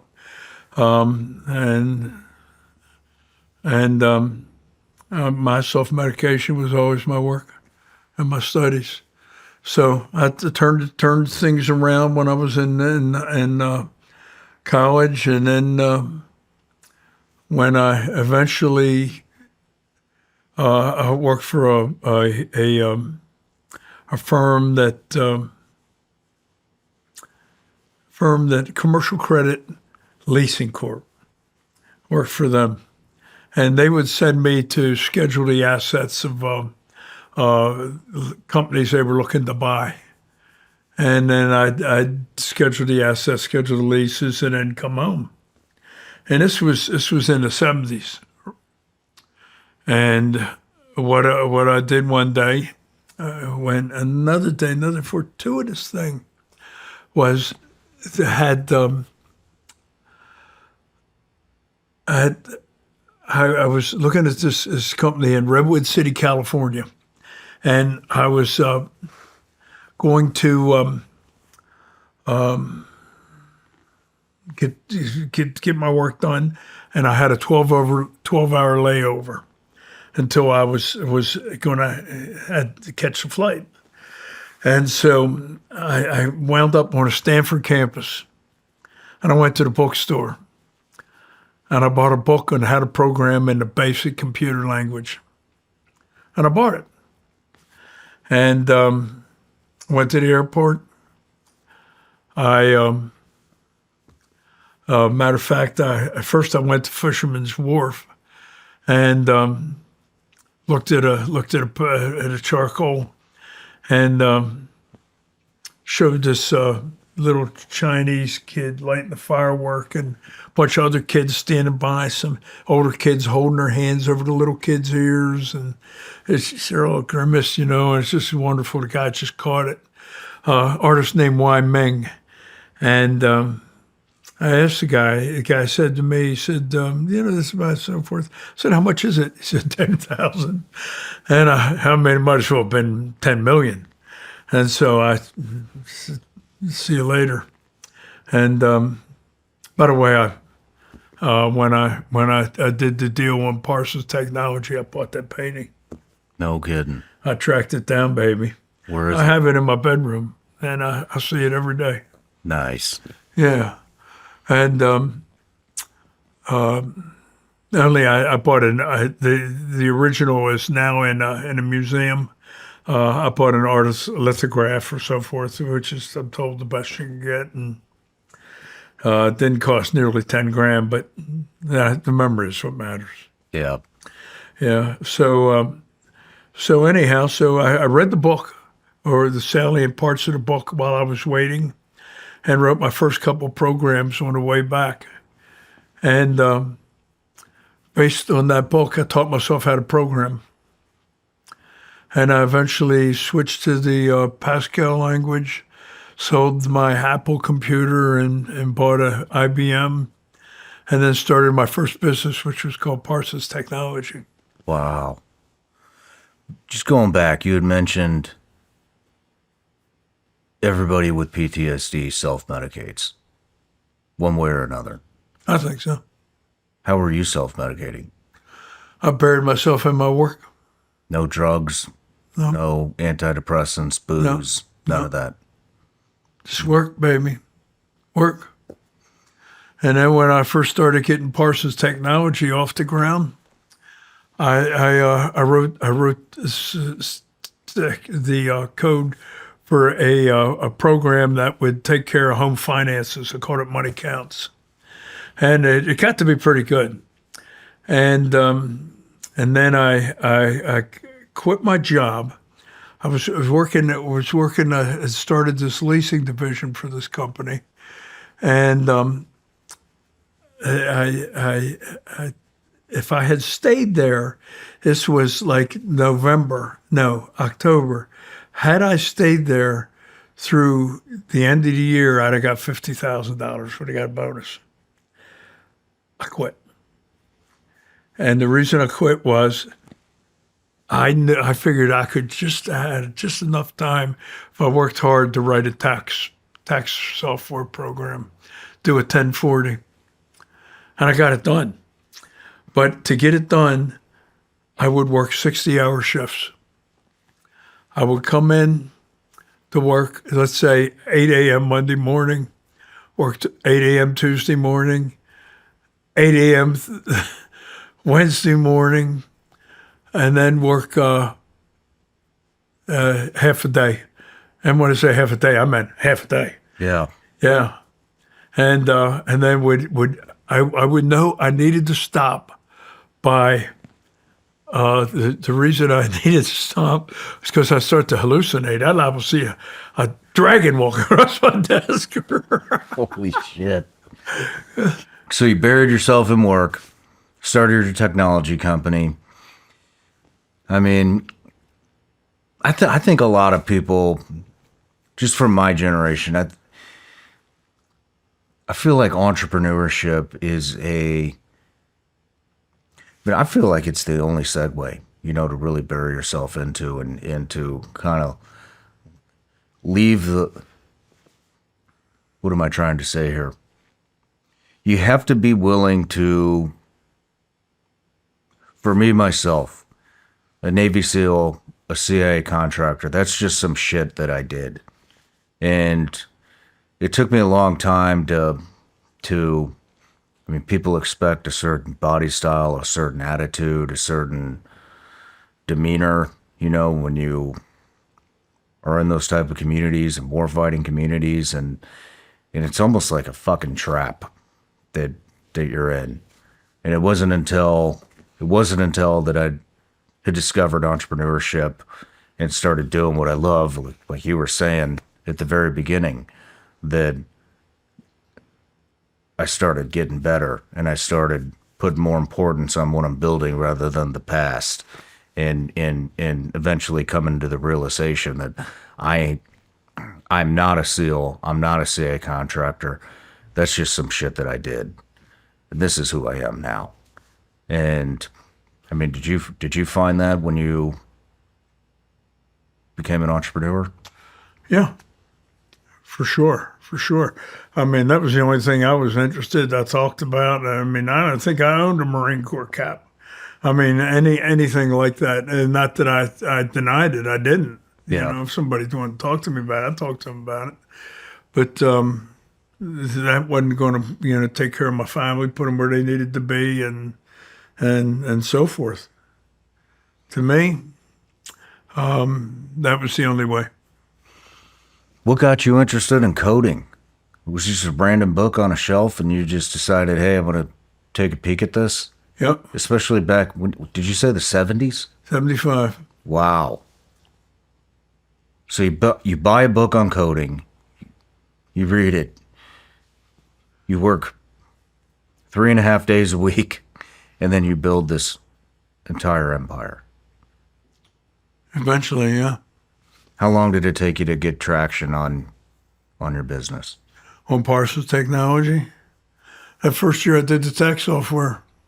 In 1 year? 1 year. Well, no. I was doing it for a couple of 3 years before that, because it took a while to build it and know how I wanted to do it and what I wanted to do for the software to be right, and it couldn't be buggy and on and on. I couldn't make my lemonade with vinegar anymore, right? Yeah. So anyhow, all those things, I needed to have things just so. Yeah, and so it took about 3 years.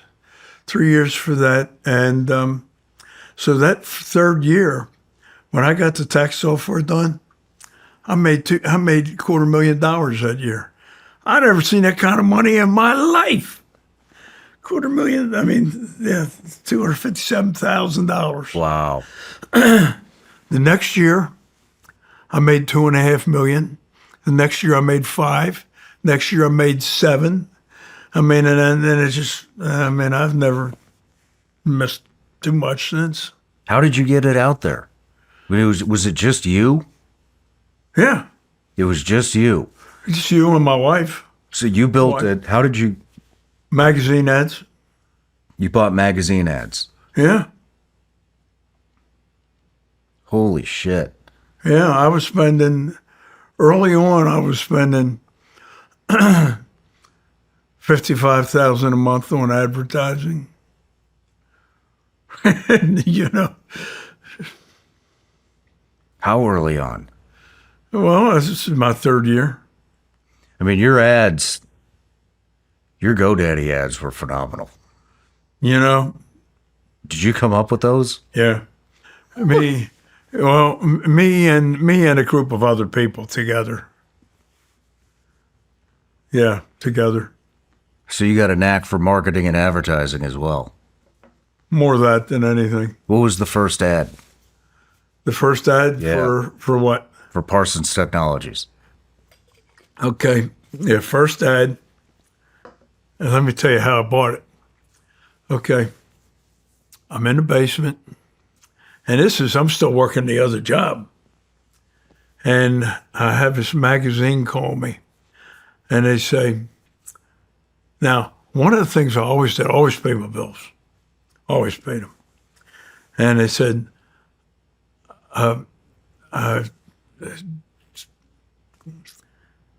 taken,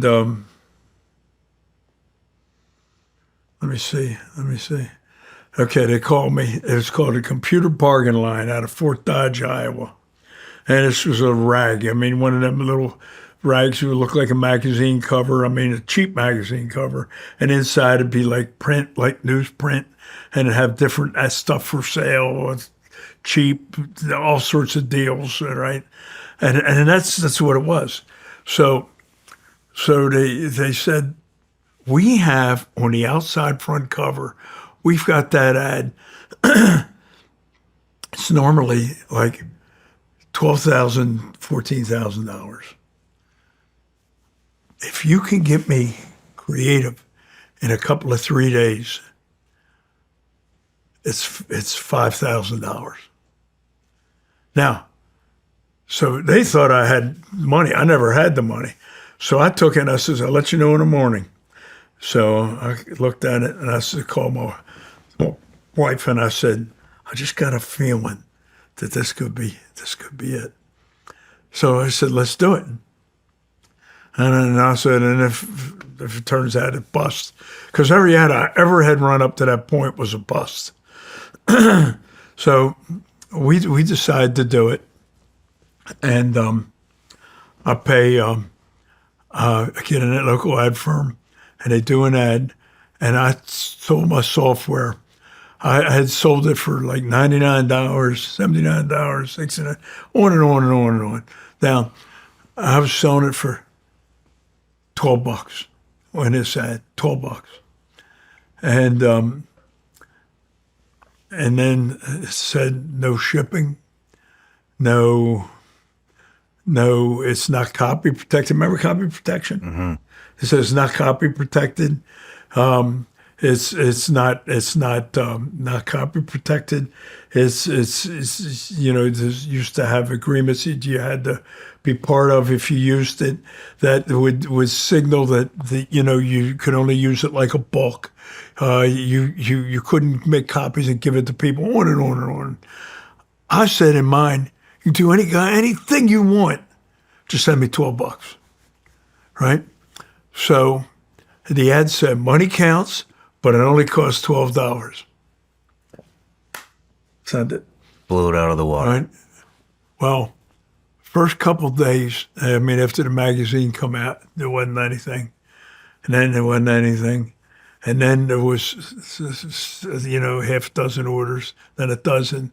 And then you ever see these ads where you see in the mailbox stuff with orders and checks? And that's the way it looked. And then there was a box. They had a set of box next to it. And so, oh my God, I think I made 20 grand on that ad. And then I took my wife and I and the kids, we took and did a mailing, and we broke every direct mail rule there was, just mailed place, had that ad printed up and mailed it to everybody on that ever inquired, sent us, we got a 30% return. Wow. So then I took in, I think I added a $3 shipping charge, didn't matter. Then I made it $16 instead of $12 and made the shipping charge $5 and left it that way for a couple of years. And I would get big ads made up in all the big magazines. And that's how Parsons Technology made it. How long was it before, with Parsons Technologies, how long was it before you started hiring people? It was right after I quit my job. Right after I quit my job, actually before that a little bit, and my wife would have some of the neighbor ladies would help her, and they'd all be down there taking orders, and they'd all have their hair in curlers and shit, a dungeon. It was, they did a good job, and they were happy. They made some money. I was happy. I was launching this company, and then eventually I had, oh my God, I had 1,000 employees. And holy shit. Yeah. 1,000 employees? Yeah, it might have been 500. I have to think about it. And then you sold it. I sold it to Intuit. My wife and I, we got together. We decided we would sell it for $40 million if we were ever offered it. And Intuit offered me 60. I knew enough to tell him I was insulted. And but most I could get him up to was 64. So I sold it for $64 million. Wow. In what time frame? 10 years. 10 years. I started it in 84, sold it in 94.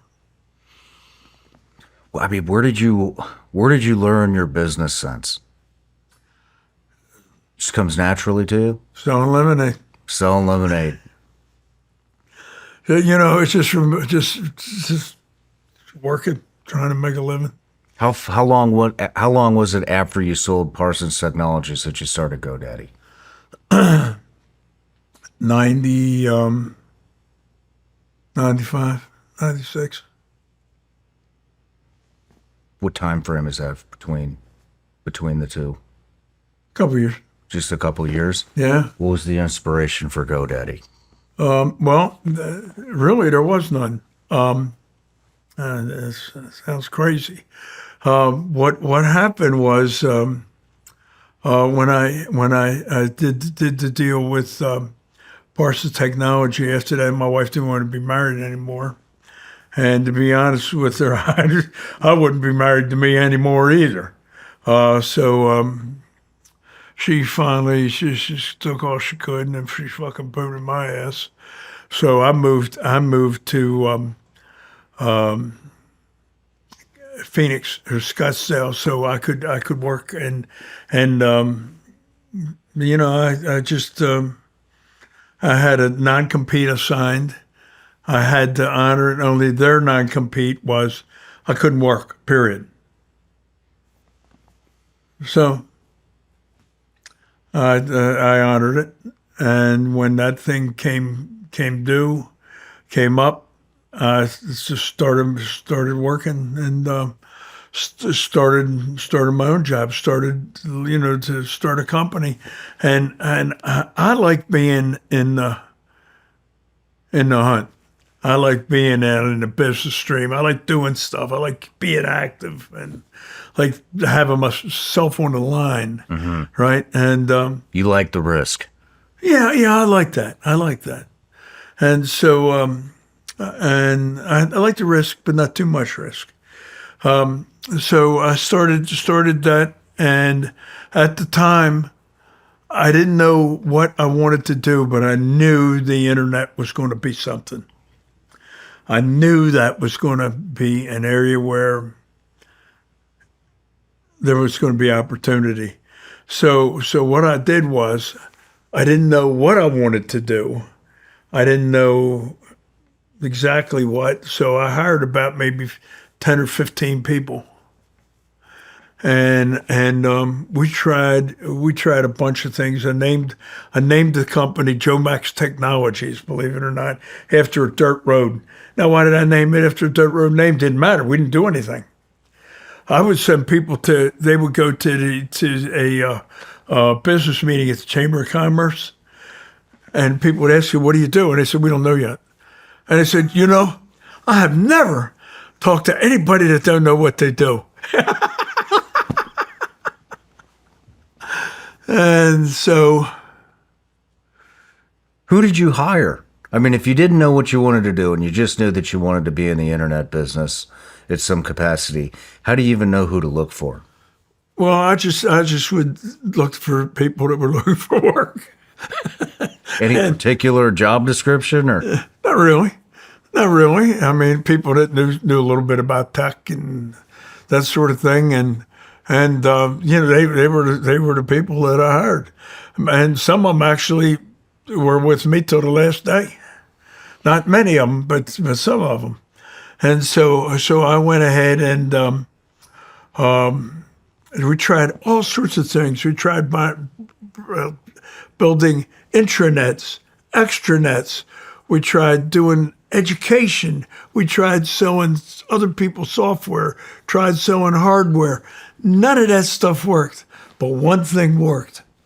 And the one thing that worked was building websites. We could build websites and make some money, not a lot, make some money. And the money that we made when we would start doing these websites, there was one problem with them though, and that is they didn't scale. You had to do the work of building a website in order to make the money. And so what we did was we built a software program called we called it Website Complete. Was the very first one. It was one of the first companies and the guys in the world to do this, and that would be you could take and do just put some fill in the blanks and this and that, and this thing would write the code for a website. Very primitive, but you'd have a website. Mm-hmm. So it would do that. And then the next step was where things looked like they were going to. Joe, is every website needs a domain name, needs an address, needs a ShawnRyan.com, right? So then what we did was, I found that I went to all the website companies, all the domain companies, and they were all pain in the ass to deal with. So we had one of our engineers went ahead and just filled the applications to do that for us, so we could become a domain name registrar, and not in the domain name. A domain name registrar is not in the sense where you take and you have to buy a bunch of domain names to resell, although you could do that. What it's more like the DMV selling vanity license plates. Once you get a vanity license plate at the DMV, it's yours as long as you pay the annual fee. Mm-hmm. Well, that's the way domain names work, right? The only difference is you have companies that can do that, and they're called domain name registrars. So we started doing that, and then what happened was the .com boom. And the .com boom, there was so much noise for the .com boom, nobody didn't even pay attention to you. Yeah, not even close. And so I mean, the noise you could see, like these stupid Super Bowl ads, where they were playing a piano like chopsticks, and because they didn't have time to run an ad, but they bought it, and I mean, make an ad and stuff like that, and it got to the point where it just got to be stupid, and then what happened was when I did that, I had about 38 million. I split it with my wife. She deserved every nickel she got. And I moved to Arizona. Best move I ever made. And I then worked on making this company work and renamed it GoDaddy. And then the way that came about was I was just the name Joe Max Technologies. It's just very forgettable, means nothing. GoDaddy doesn't mean much more, but at least it's fun and easy to remember. And so me and a gal that I still work with, we come up with that one night. After about a third night, we tried it. It's Fat Daddy, taken. Big Daddy, taken. GoDaddy, using the AOL go keyword and the word daddy, available. Bought it for $8.95. Damn. Yeah. And so that's what I did. And I started with 38 million, and then I started losing money. And I said, I'm not going to worry about this company till I get down to 30 million. Then I said, 20 million, 15 million. I don't know why. I'm sorry, I'm choking up here. No, it's all fine. There's a lot of pollen out. So anyhow, so I decided I was gonna till I get down to 15 million, then 12. Then 10, then 8, and I think 8 or 6, I decided I'm going to close the company down because it didn't look like there was no balls chance in hell of this company ever making the turn. And then so what I did was I sold my original company. Sold all the furniture and stuff, had really nice furniture. Stupid furniture don't make you no money. And bought a horse farm, an area where it was legal for breeding horses, but it wasn't legal for developing software. That's fucked up sauce. Phoenix is, right? So I bought this big sign. I had it painted, called it the GoDaddy Ranch. Put it right on the wall, and then I decided I went to Hawaii by myself, and I was going to decide how I was going to shut it down, how I was going to pay any severance, how I was going to pay my creditors, and then what I was going to do. So I went to Hawaii. I went to Hawaii. I was in the epiphany happened. More and more I was there. I didn't want to shut it down. Epiphany happened where all of a sudden, one day, this guy comes up to me and, he's happy as can be. Throw the keys in here. Hey, Miss Parsons. And I said, oh, I'm doing great, buddy. And I think this guy's parking cars, probably has nothing, right? He's the happiest guy in the world. I got $6 or $8 million, so I'm miserable. Now, what's wrong with this picture? So I decided at that point to go back home and not shut it down. And if the company goes broke, I'll go broke with it. I decided I could always park cars. But then I decided, you know what? I'm not a big-time gambler, but I like craps. I said, I'll go to Vegas and just work on a table. It sounds like a fun life. So I would do that. And then this is about January, February, and then October or maybe later that year, the dot-com crash happens. And when the dot-com crash happened, GoDaddy was born. And then I had, instead of guys waiting in line instead of not refusing to sell me anything at any price, every week, at least one or two companies we're doing business with vanished. Vanished, disappeared, fucking gone, baby. You don't even know where they were, no forwarding address, gone. And so we just, things started, instead of us trying to, buy advertising, I have guys standing in line to give it to me. Damn.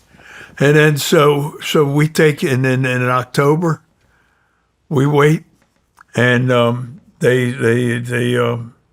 we turned the company. We became cash flow positive, and never missed a month since. Well, for somebody that was just telling me, Now tell me I don't have an angel. Mitigated risk. You just went from 38 million down to 6 to 8 million. Yeah, well, that's because I'm a knucklehead. The valet Parker decided is the one that made the decision for you of, hey, fuck it, I'm going to do this. Go back, willing to lose everything, the rest of your money, and then you blow GoDaddy out of the water. Yeah. Yep. And so held GoDaddy until 2011, and sold 71% for $2.3 billion. Damn. And then sold the other 29% for almost $2 billion. Wow. Yeah, so Wow. not bad for a young guy from East Baltimore. Not too bad. Not too bad, I would say. You've done well. Yeah, so anyhow, the ads they all happened. They were just funny as shit how that came about. I love them. You want me to tell you the genesis, how that happened? Yes. So I'm running GoDaddy, and I am never quite sure why our business just stalls where we got a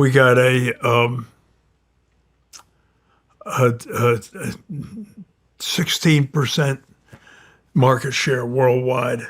I said, we got the best prices, we got the best systems, we got the fairest policies, we got the best customer service. What are these other dogs? Why are they still writing business? So I hired a market research firm, and to kind of look at it for us, and they come back with an answer. They said, the reason those people aren't doing business with you is because those people don't know you exist. You only advertise on the internet. These people are only reachable on direct media. On conventional media. So what I did was, that was in August, I said, all right, well, you know what? I had a $10 million war chest built up. And I decided the Super Bowl was right around the corner. Let's make a Super Bowl ad. Damn. And then you see, the Super Bowl ad back then would cost you $3 million. Cost you way more than that now. Cost you like 10, 12, something like that. Maybe far more. So, but anyhow, so what we would do is we took and I could not understand how you would get people's attention. People to look at your ad and people want to buy, because they're at a Super Bowl party. Your ad is only on for 30 seconds, right? And then after 30 seconds, they, they're talking, they're drinking cocktails. Some are, some aren't. They're certainly kibitzing all this. A lot of them aren't even paying attention to the television and all that. How you going to capture their attention? And then one day I was with my second wife, and I'm watching television, and I seen an ad for Mike's Hardlime aid, and I knew. And what the ad was, you got 3 really good-looking women at the end of a bar. right? And catty cornered to them is this guy. He's got his hunched over, his Mike Hard limeade, and he's got a little bit of drop in the bottom. And he's looking around, and instead of him, holding it up and letting it run down, he sticks a 12-inch tongue down and swirls it around, and then pulls it back. And the bartender says, "Ladies, what do you have?" And they point to him and go, "We like one of those." And I said, "That is it, baby." Oh God. I said, "That is it." And so we did our first ad. We did a spoof on the GoDaddy girl. She didn't even have a name then. The media named her the GoDaddy girl. We named her, and she was at a hearing by a Super Bowl board of censors or whatever she was, and they were kind of trying to decide if they're going to approve her being in an ad, and she was going to be she was going to be in an ad, and it was just hilarious because the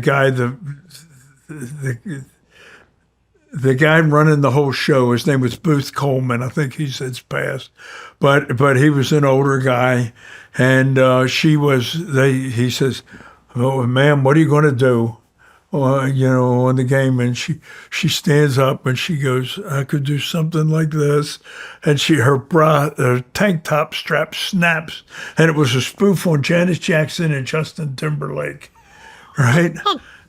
And she stops it, and it doesn't go all the way, so you see nothing, and you look at it, it's filmed at a distance, see things at a, blur the cleavage, on and on and on. A lot of the ad is shot from behind.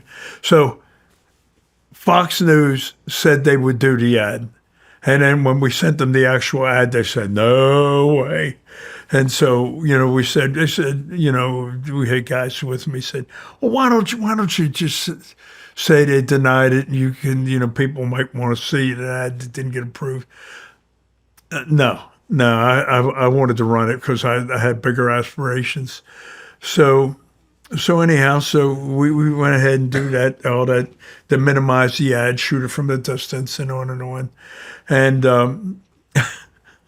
so he's taking oxygen, and I had a line in there that said, where there's a woman up there on the dais with Booth, and she says, "Those are not real." And then so I had to change it. She'd say, "May I suggest a turtleneck?" And so anyhow, they approve it. And 3 days before the Super Bowl, they call me back and they say, "You want to buy another spot?" And I said, "Really?" And they go, "Yeah, we got a spot open just before the Super Bowl. And it could be a very good ad or a very big, very great ad." And I think it was Buffalo playing Philly or something like that, or Patriots. But whoever it was, one of them was on the 1 yard line just when they did the 2-minute warning. This ad was gold. And then our ad doesn't run. And and we would wait, maybe it's the next ad, Never our ad never runs. So I get a hold of the president of Fox Sports, and I asked him what happened. He said, "Your ad was out of tenor with the rest of the ads. We had to pull it." Was out of what? Yeah. It was out of what? He said it was out of tenor. What does that mean? It means it shouldn't have been approved. All right. I know, I felt the same way. But I turned around to my buddy that, he's my chief of staff. And I said to him, "Can we be this lucky could we be this lucky? That never happened before. So what they run instead of our ad, I'll tell you what they run. They run a picture of Simpsons and Bart Simpson, right? He goes in and he's stabbing a baby in a crib. That's what they run? much more acceptable than a breast. So anyhow, that's what happened. So I get in touch with the president of Fox Sports, and so here's what happens.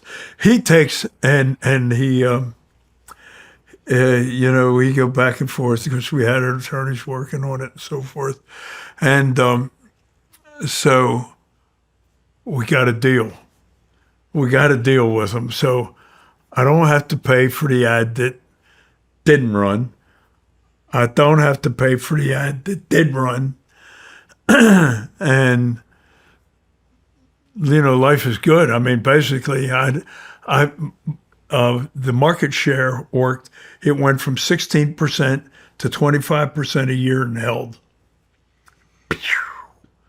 All right. So, I mean, it was just great. So anyhow, so we take and I'm there sitting at the table, and these guys are on a conference call, and I know, ask for anything I'll get it. Anything I'll get it. I can't think of anything. I can't think of anything. So here's what I think of. You ready for this? It was the best I could do. I said, tell you what. Give me a game ball from 2 game balls from every Super Bowl, and we got a deal. And they go, done. Oh man! Wow. And that's how it came about. Yeah. Damn. So the media named her the GoDaddy girl. Bill.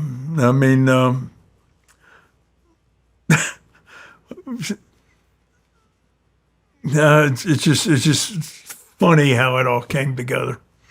Then you got you got a NASCAR, or I'm sorry, not a NASCAR, an IndyCar, correct? IndyCar with Danica Patrick. I was playing golf with her Sunday, by the way. Oh, nice. Yeah. Nice. Yeah. So are you guys pretty close? She's a buddy of mine, and so it was me, my wife, and her, and another friend, and I had a nice time. Are you into racing?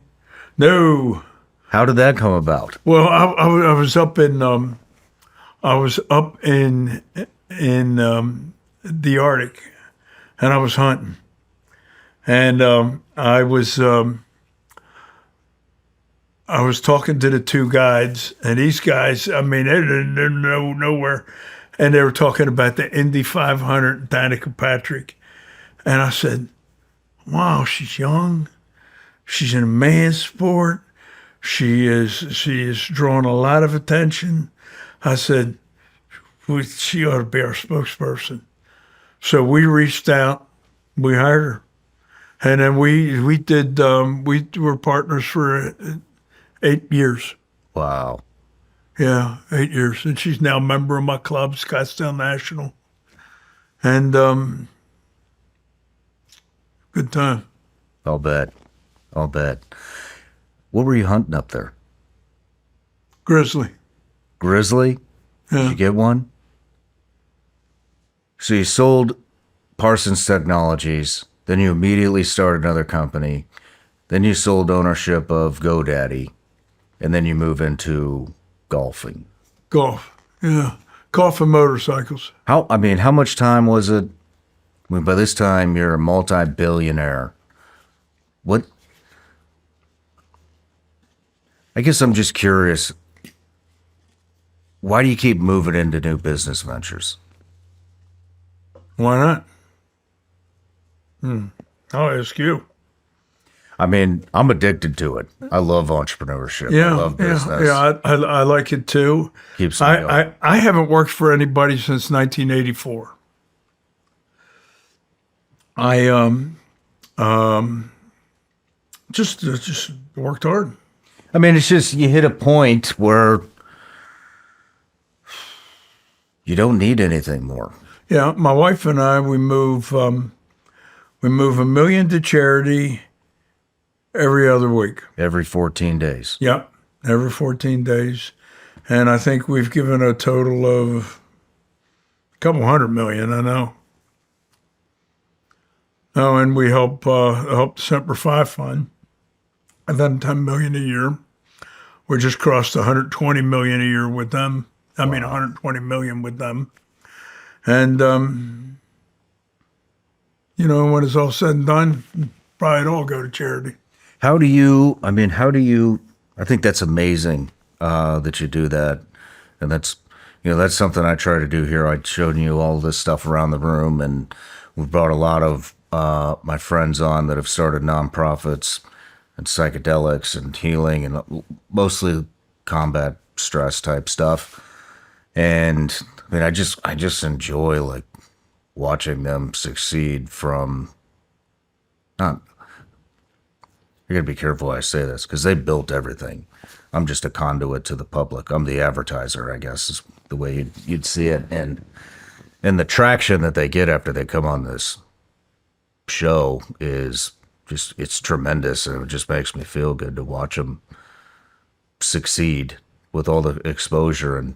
And I think I'd read, was it 19 million you've donated to psychedelic research? And how do you, I guess what I'm asking is, the nonprofit game is tricky. You really got to make sure that you're finding people that are doing the right things. And I'll line people up for sometimes a year before I bring them on to make sure, like, hey, is this money going to what it needs to go to? And is this guy, I really enjoy finding people that are just really grinding it out. And I don't know, I guess I see myself in them. And I didn't have anybody to lift me up. And so I guess what I'm asking is every 14 days you're donating another million. How do you find these people that resonate with you, or the companies that resonate with you, the nonprofits? Well, I have a staff at our foundation. That's run by a very sharp lady by the name of Laura Mitchell. And she's been in that particular end of business for a long time, been with me long time. And and she has staff, so they sort it out. If you're in a foundation, you're giving away money, your product, everybody likes it. Mm-hmm. Yeah, so you do have to be careful. And but what we do is, giving the money to the whatever the organization is that we're donating money to is only part of the contract. We're also in touch with them monthly, and they're assigned an individual from our foundation to be in touch with them and to, help them in any way that they can, and to also report back to us when the next time comes to where they knock on our door, if they did what they said they were going to do. What's your success rate? You mean that of of nonprofits that follow through with it?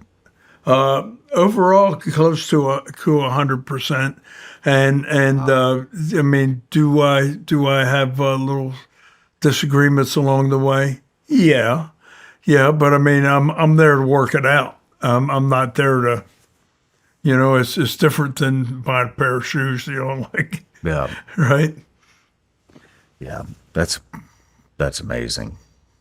You're a great person for doing that. Well, thank my wife, and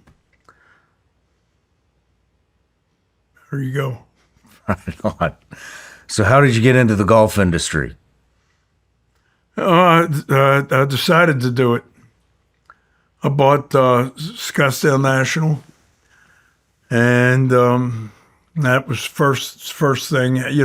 When I did the GoDaddy deal, I decided I was going to buy either a football team or a really nice golf course. And praise the Lord, thank my angel, I bought a golf course. So I love it. Do you play golf? I'm not any good. Oh, who is? Nobody's any good. Danica Patrick's pretty good, isn't she? She has her moments. Yeah, she has her moments. But, I bought Scottsdale National. It's just one of these deals where it became available.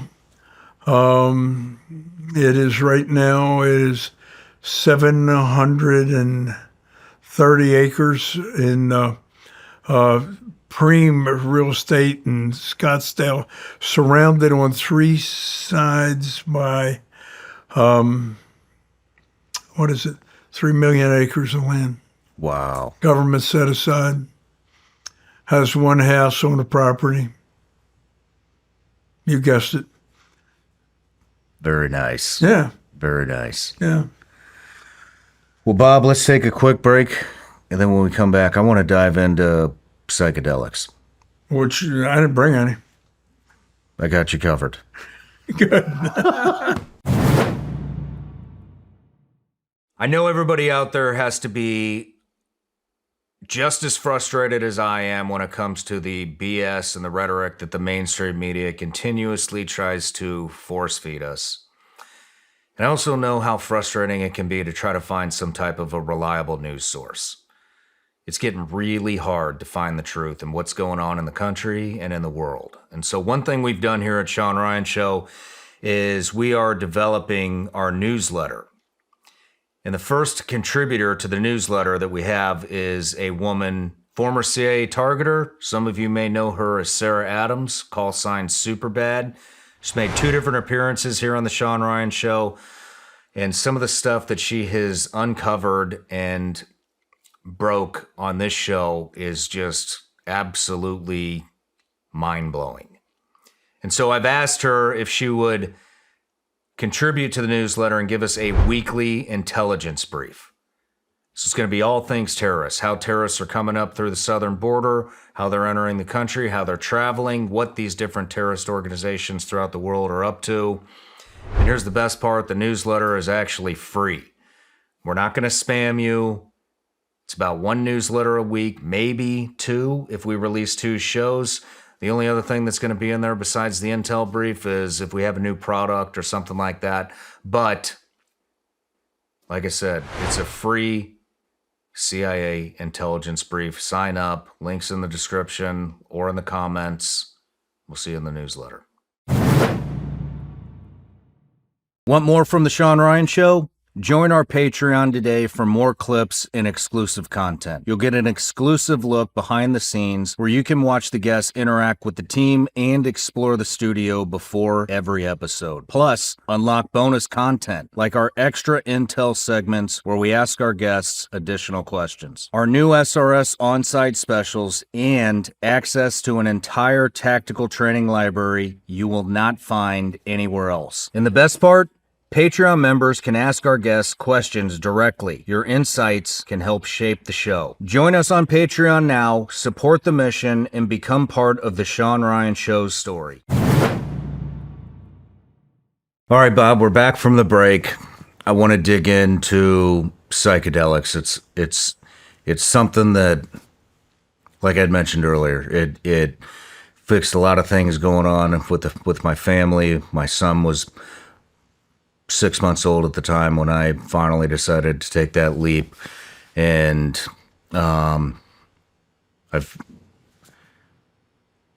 it's just totally changed everything for me. My family life, my business, old relationships, opened me up to a lot of things that maybe I wasn't confident diving into before, and I think would be a great way to put it. And sent me on a spiritual journey and found God and faith in Christ, and just so much good has come from since the very first time.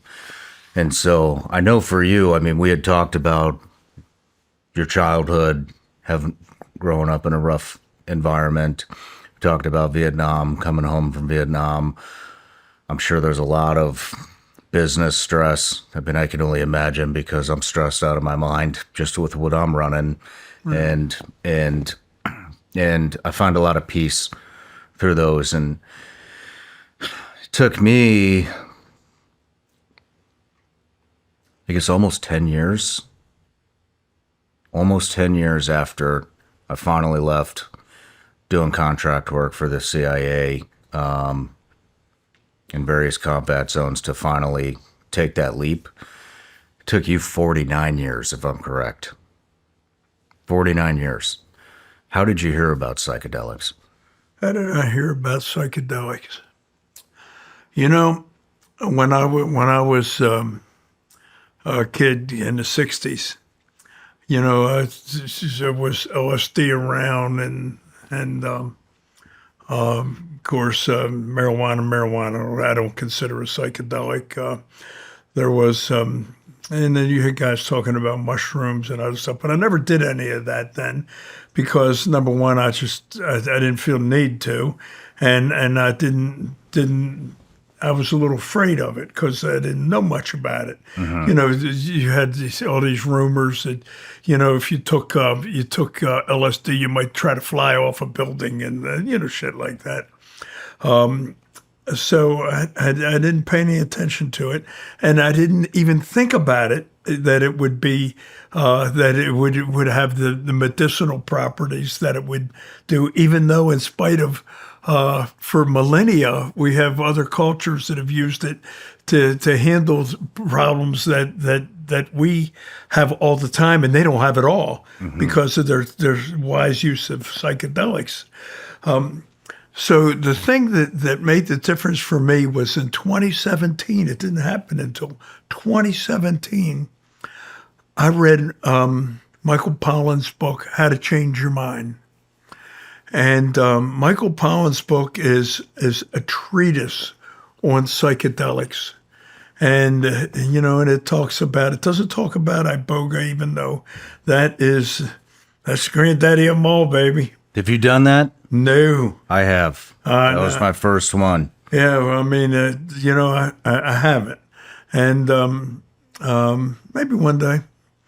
But I don't. I haven't so far. But I read his book, and you know, and I was fascinated. First, the book reads like a novel, reads like mine reads, and like a, you know, and I could not get over that could be a solution for me, and so I told my wife Renee that I would like to try this, and she had me fixed up within 2 weeks. Are you serious? Dead serious. She had me hooked up. And it just so happened that she had been talking to a friend who had a journey like this, and on and on and on.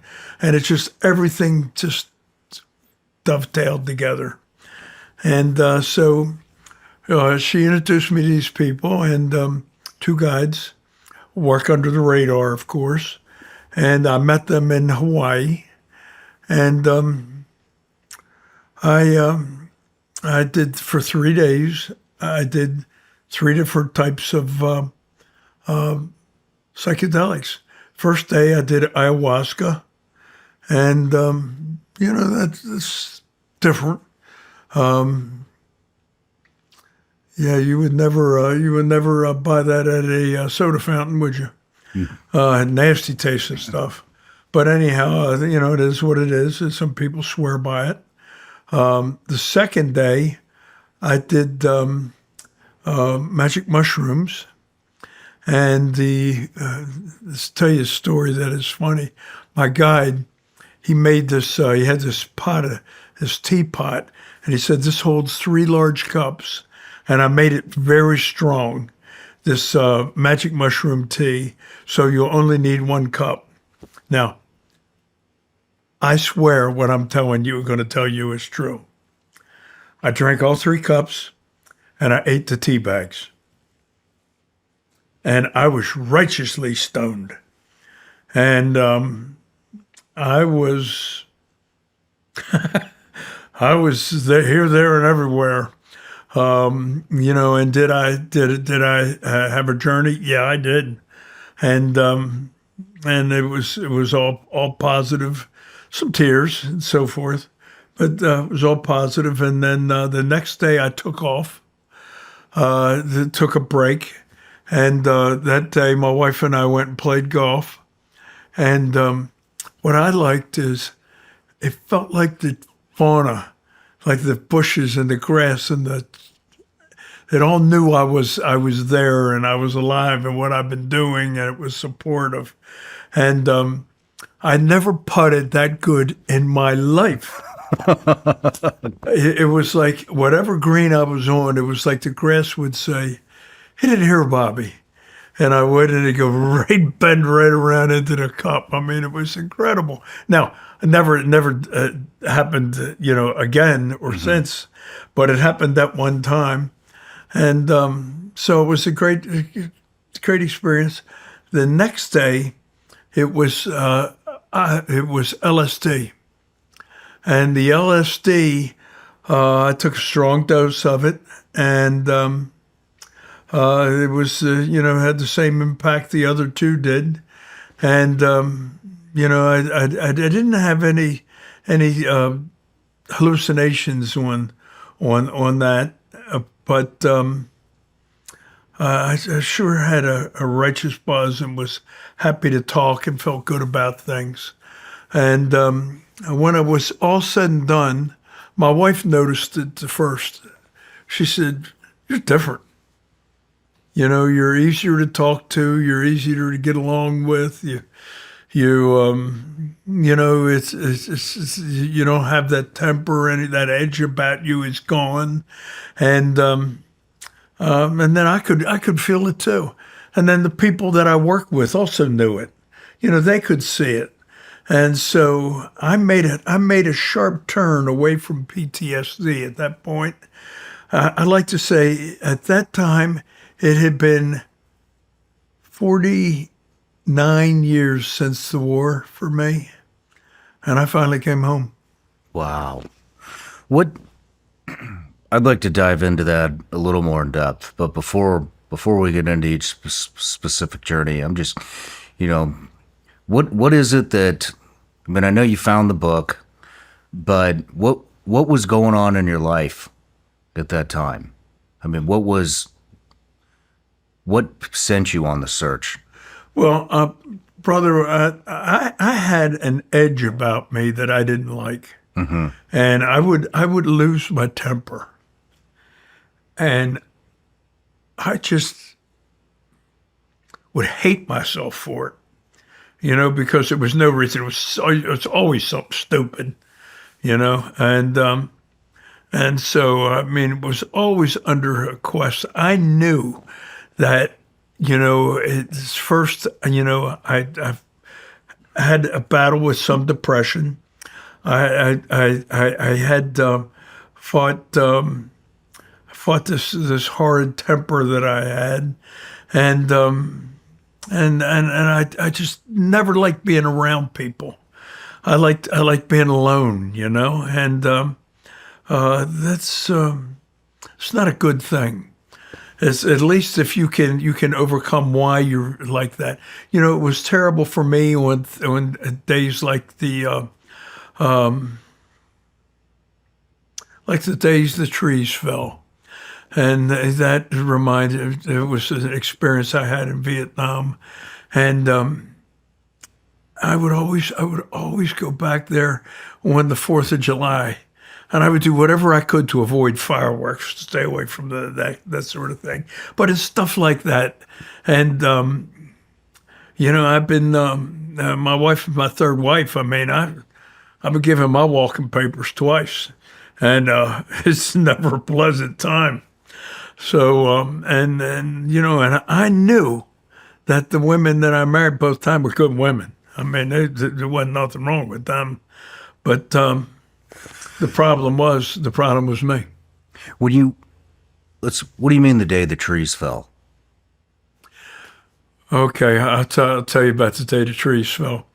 We set up for ambush one night in a graveyard in Vietnam. and we're it was all Vietnamese are buried sitting up. At least most of them are that I'm aware of, and we had a squad, a couple of clicks right of us, a couple of clicks left of us, and so I was facing just inward to this area where all these trees were, and I was leaning against the mound, and there was all of a sudden on the right of us there was a firefight started. And then there was a firefight on the left of us, and there was bullets. You've been shot at many times. You know what it sounds like when a bullet goes by. You know, it sounds like beef or something flying by. But I mean, it was like, it's going like crazy. So he couldn't stand up. And then one of the guys in our squad, probably George, called in artillery. It must have been NVA moving towards us from the front of us area I was facing, and all I could see was I don't know how far out it was, maybe a couple 100 yards, maybe 100 yards, I don't know, but it would be like everything would light up. And then you'd see these trees, these palm trees, just falling down, and then on and on and on. And it must have been for like 15 minutes. And then quiet. And that's what I'm talking about, that particular night. That night was crazy. And what was crazier about it, that particular graveyard, there was a squad of ours a month or so before I got there that set up in that graveyard, and they all died because the Vietnamese somehow or another. They were buried sitting up? No, they weren't buried. They were just mutilated, like sometimes happens. But none of us were hurt that night. Just the trees were. What about the family life? I mean, 2 wives, you got kids, grandkids, great-grandkids. You're running a major enterprise. I would imagine that takes somewhat of a toll on the family.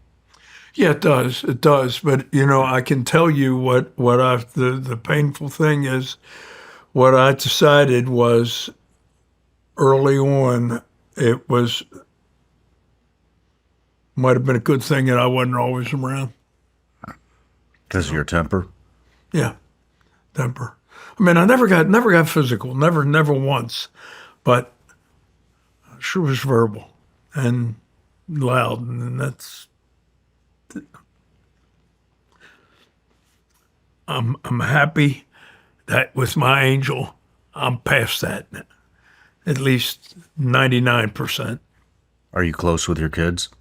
Yeah. All of them? Yeah. How many kids do you have? 3. Close with the grandkids?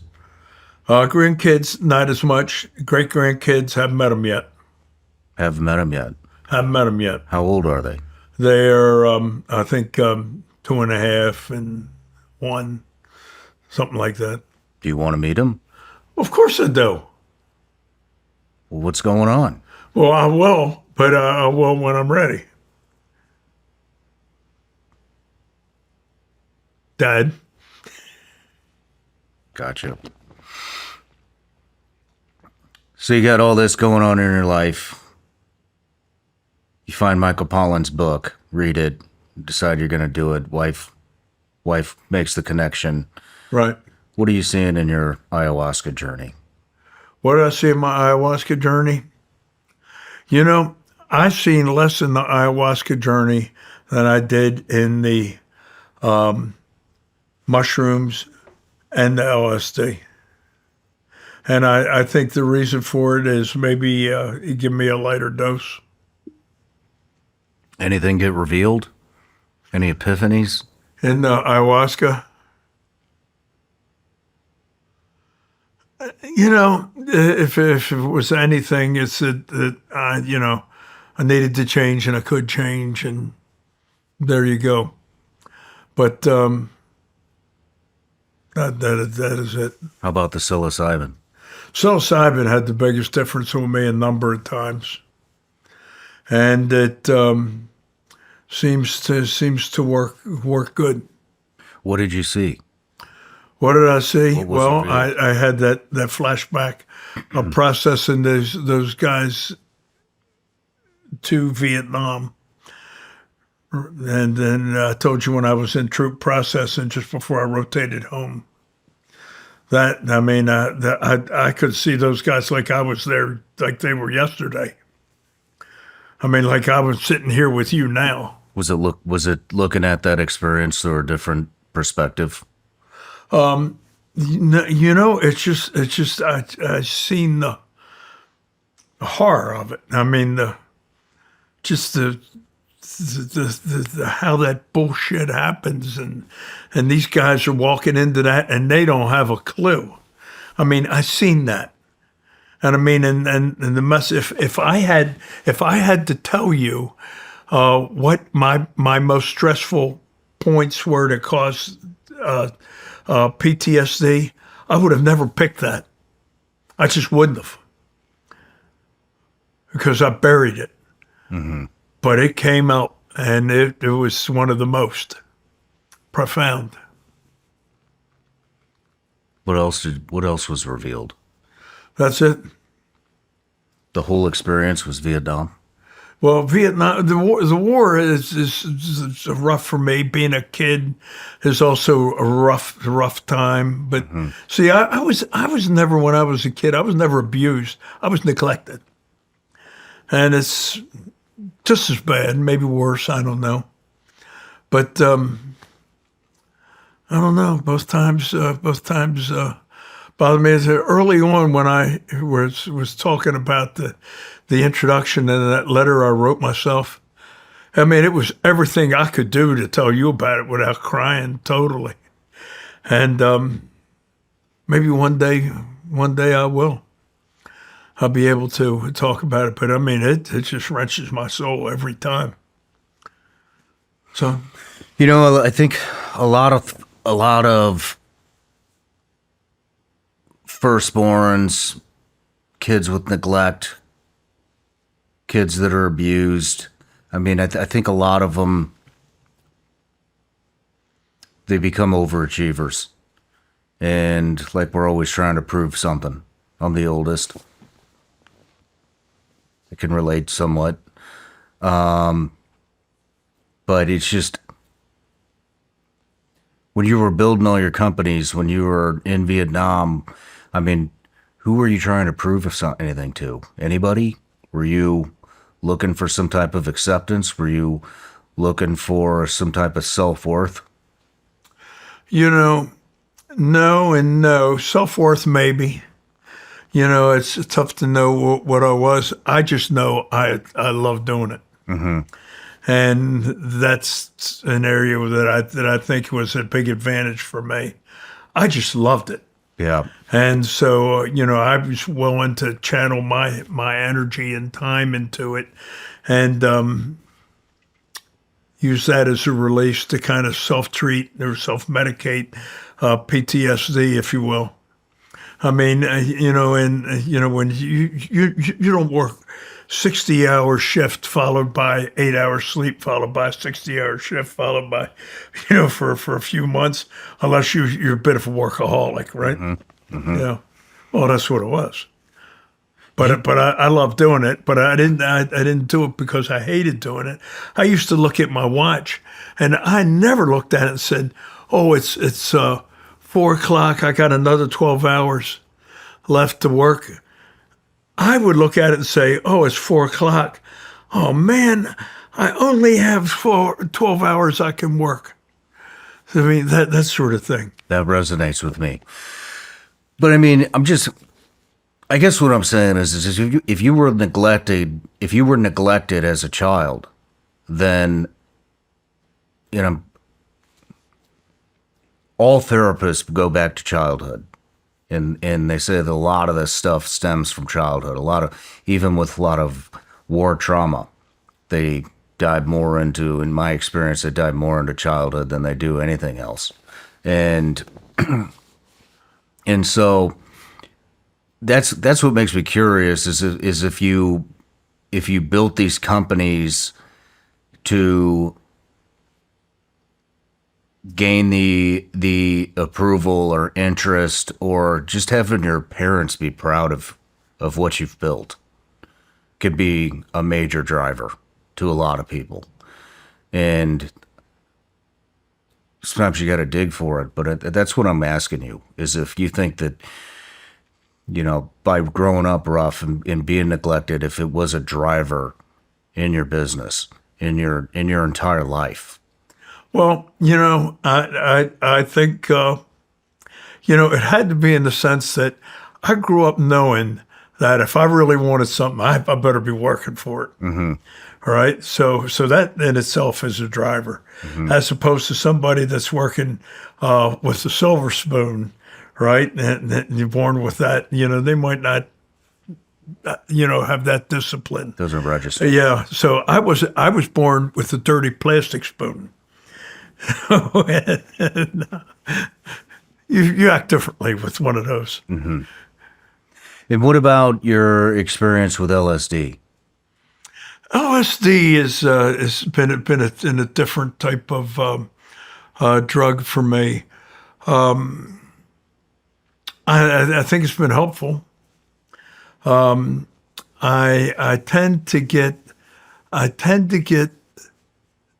a little with LSD, a little nauseous with it, but never so nauseous that I purge and then move on to the next step. Just nauseous. Mm-hmm. So I've knowing that I've avoided it, but I still think having LSD at the same time I had the combination of ayahuasca, magic mushrooms, and or psilocybin and LSD. I think that is a powerful combination for me. And you saw the effects immediately, and your wife did. Yes. What did she see?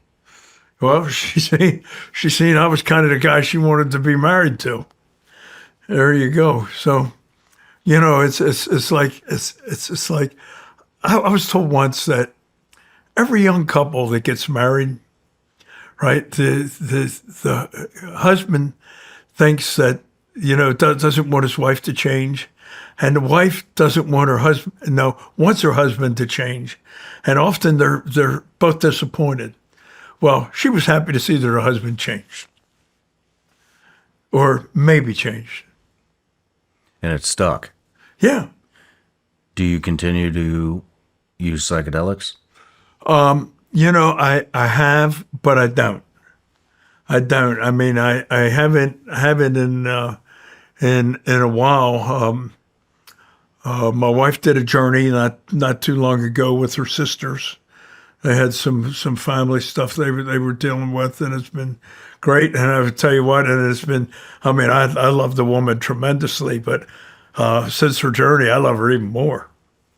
Have you guys ever done anything together? Oh, we have done MDMA.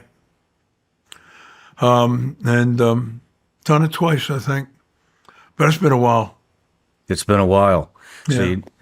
Why did you dive back in? Did you start to see any fall off from what you've gained from your initial journey? No, I did because it was there. And I thought maybe I could still be better. Did you have an ego death? An ego death? Have you heard of this? No.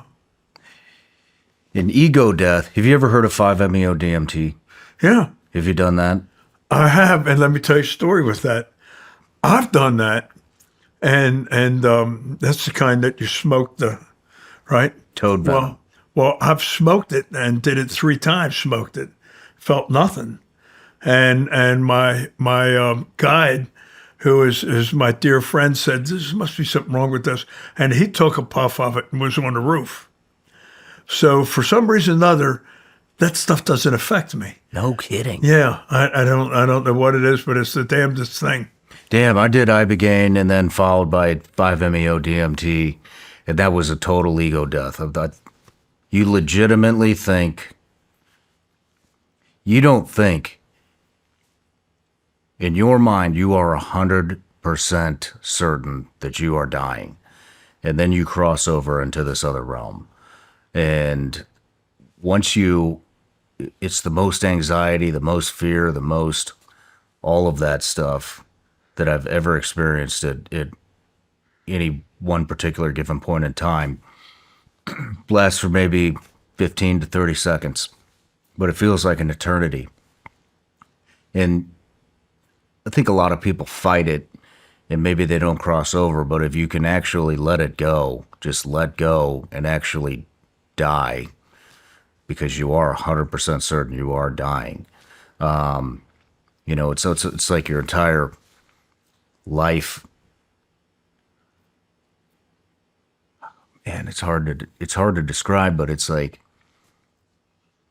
you just start letting go of everything. You let go of possessions and friends, and then there's like the final thing. And the final thing for me was I was having a problem releasing my wife and my firstborn son. I didn't have my daughter at the time, and that was my last thought before I crossed over.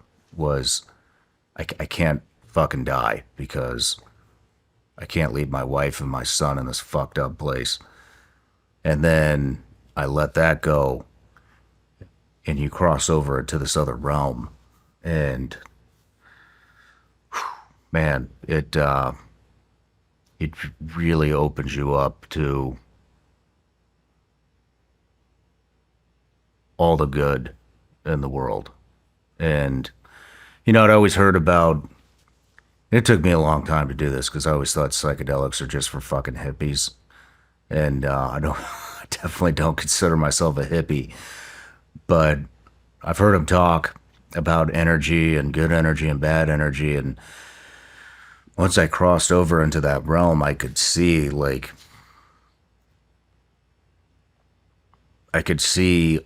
all of the energy flowing from the beach into the ocean, into the trees, the birds, the sky. I could tell that everything was connected one way or another. But I wasn't hallucinating. It was more of an intuitive type experience. I felt my best friend Gabe, that I was telling you about, whose Glock and flag is up there. I felt his presence. We didn't talk, but I could just feel him. And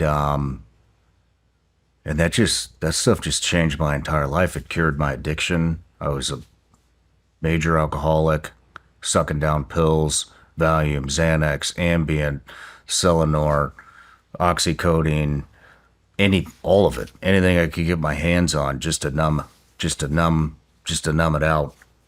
Gone like that. Haven't had a drop of booze since. Wow. And yeah, it totally.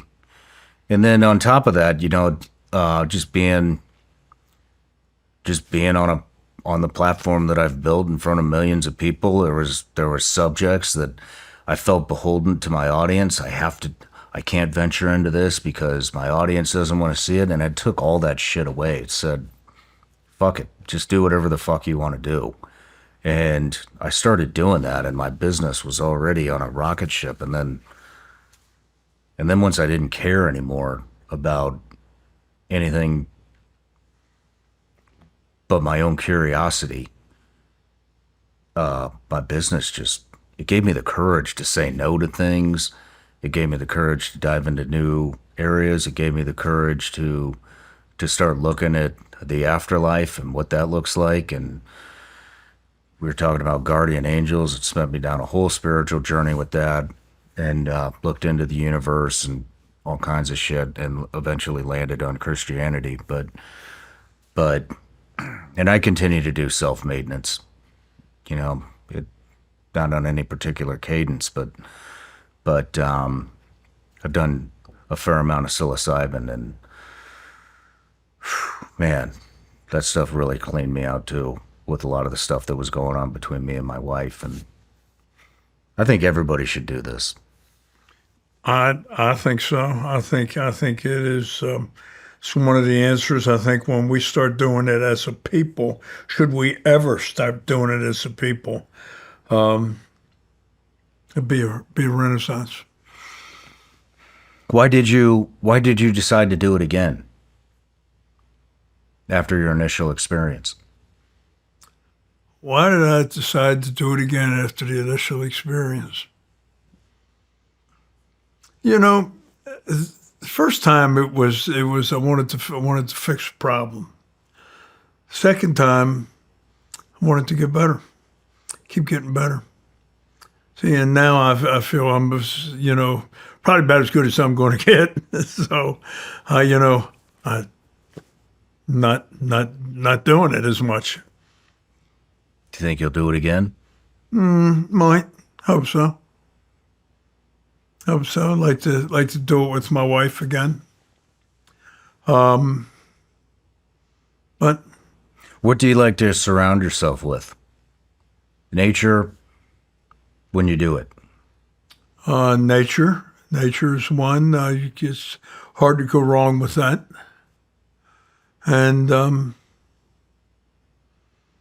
friends. Do you find clarity? Do you find answers? Not in the sense that there's something that I'm looking for. No. Do you go into it with intentions? No. No? Yeah, well, wait a minute. Let me. I was with one of the guides who was he was the guy that did my first journey in 2017. Him and his partner, and I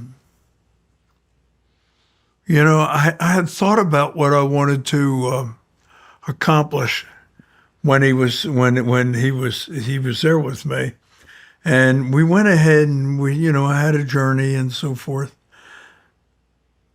and I never thought I accomplished anything, but I accomplished everything.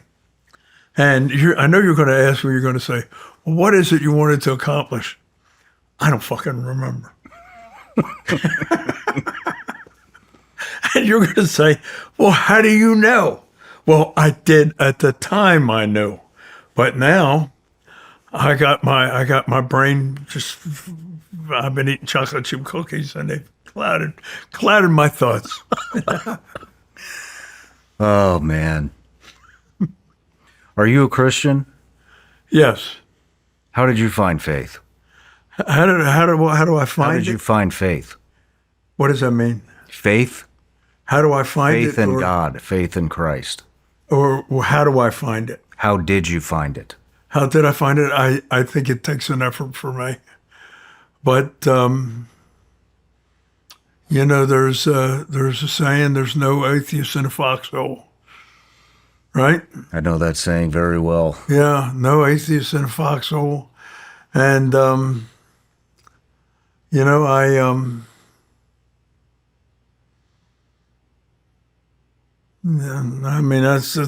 the best I can do. Do you think that psychedelics is a bridge into a spiritual realm? I think so. And I'd like to think that, that I haven't been able to really get in there as deep as is there available for the getting. Now, the one thing I can tell you, under the supervision of a doctor, of a physician, I've taken a strong injection of ketamine and have an absolutely total hallucination, almost geometric and stuff like that. Don't think I'll see anybody again, and just pretty heady stuff. But coming through that, I don't have any particular thing that I come away with, other than love solves most things, violence solves nothing, and those particular things would be what I came away with that as. Well, I would say that's pretty profound. Yeah. So I do know when I spend time and I study Christianity and I read about it, I get a feeling that I don't get from anything else. Me too. Yeah. Me too. Well, Bob, I really appreciate you coming, and it was an honor to interview you and document your life journey. And I just want to say thank you again, and God bless. No, Cheers. thanks, brother. Well, I appreciate being here. You're quite a guy. You've had quite a life, and God bless you. I mean, you could be an angel. I don't know. You about are an that, angel. but thank you.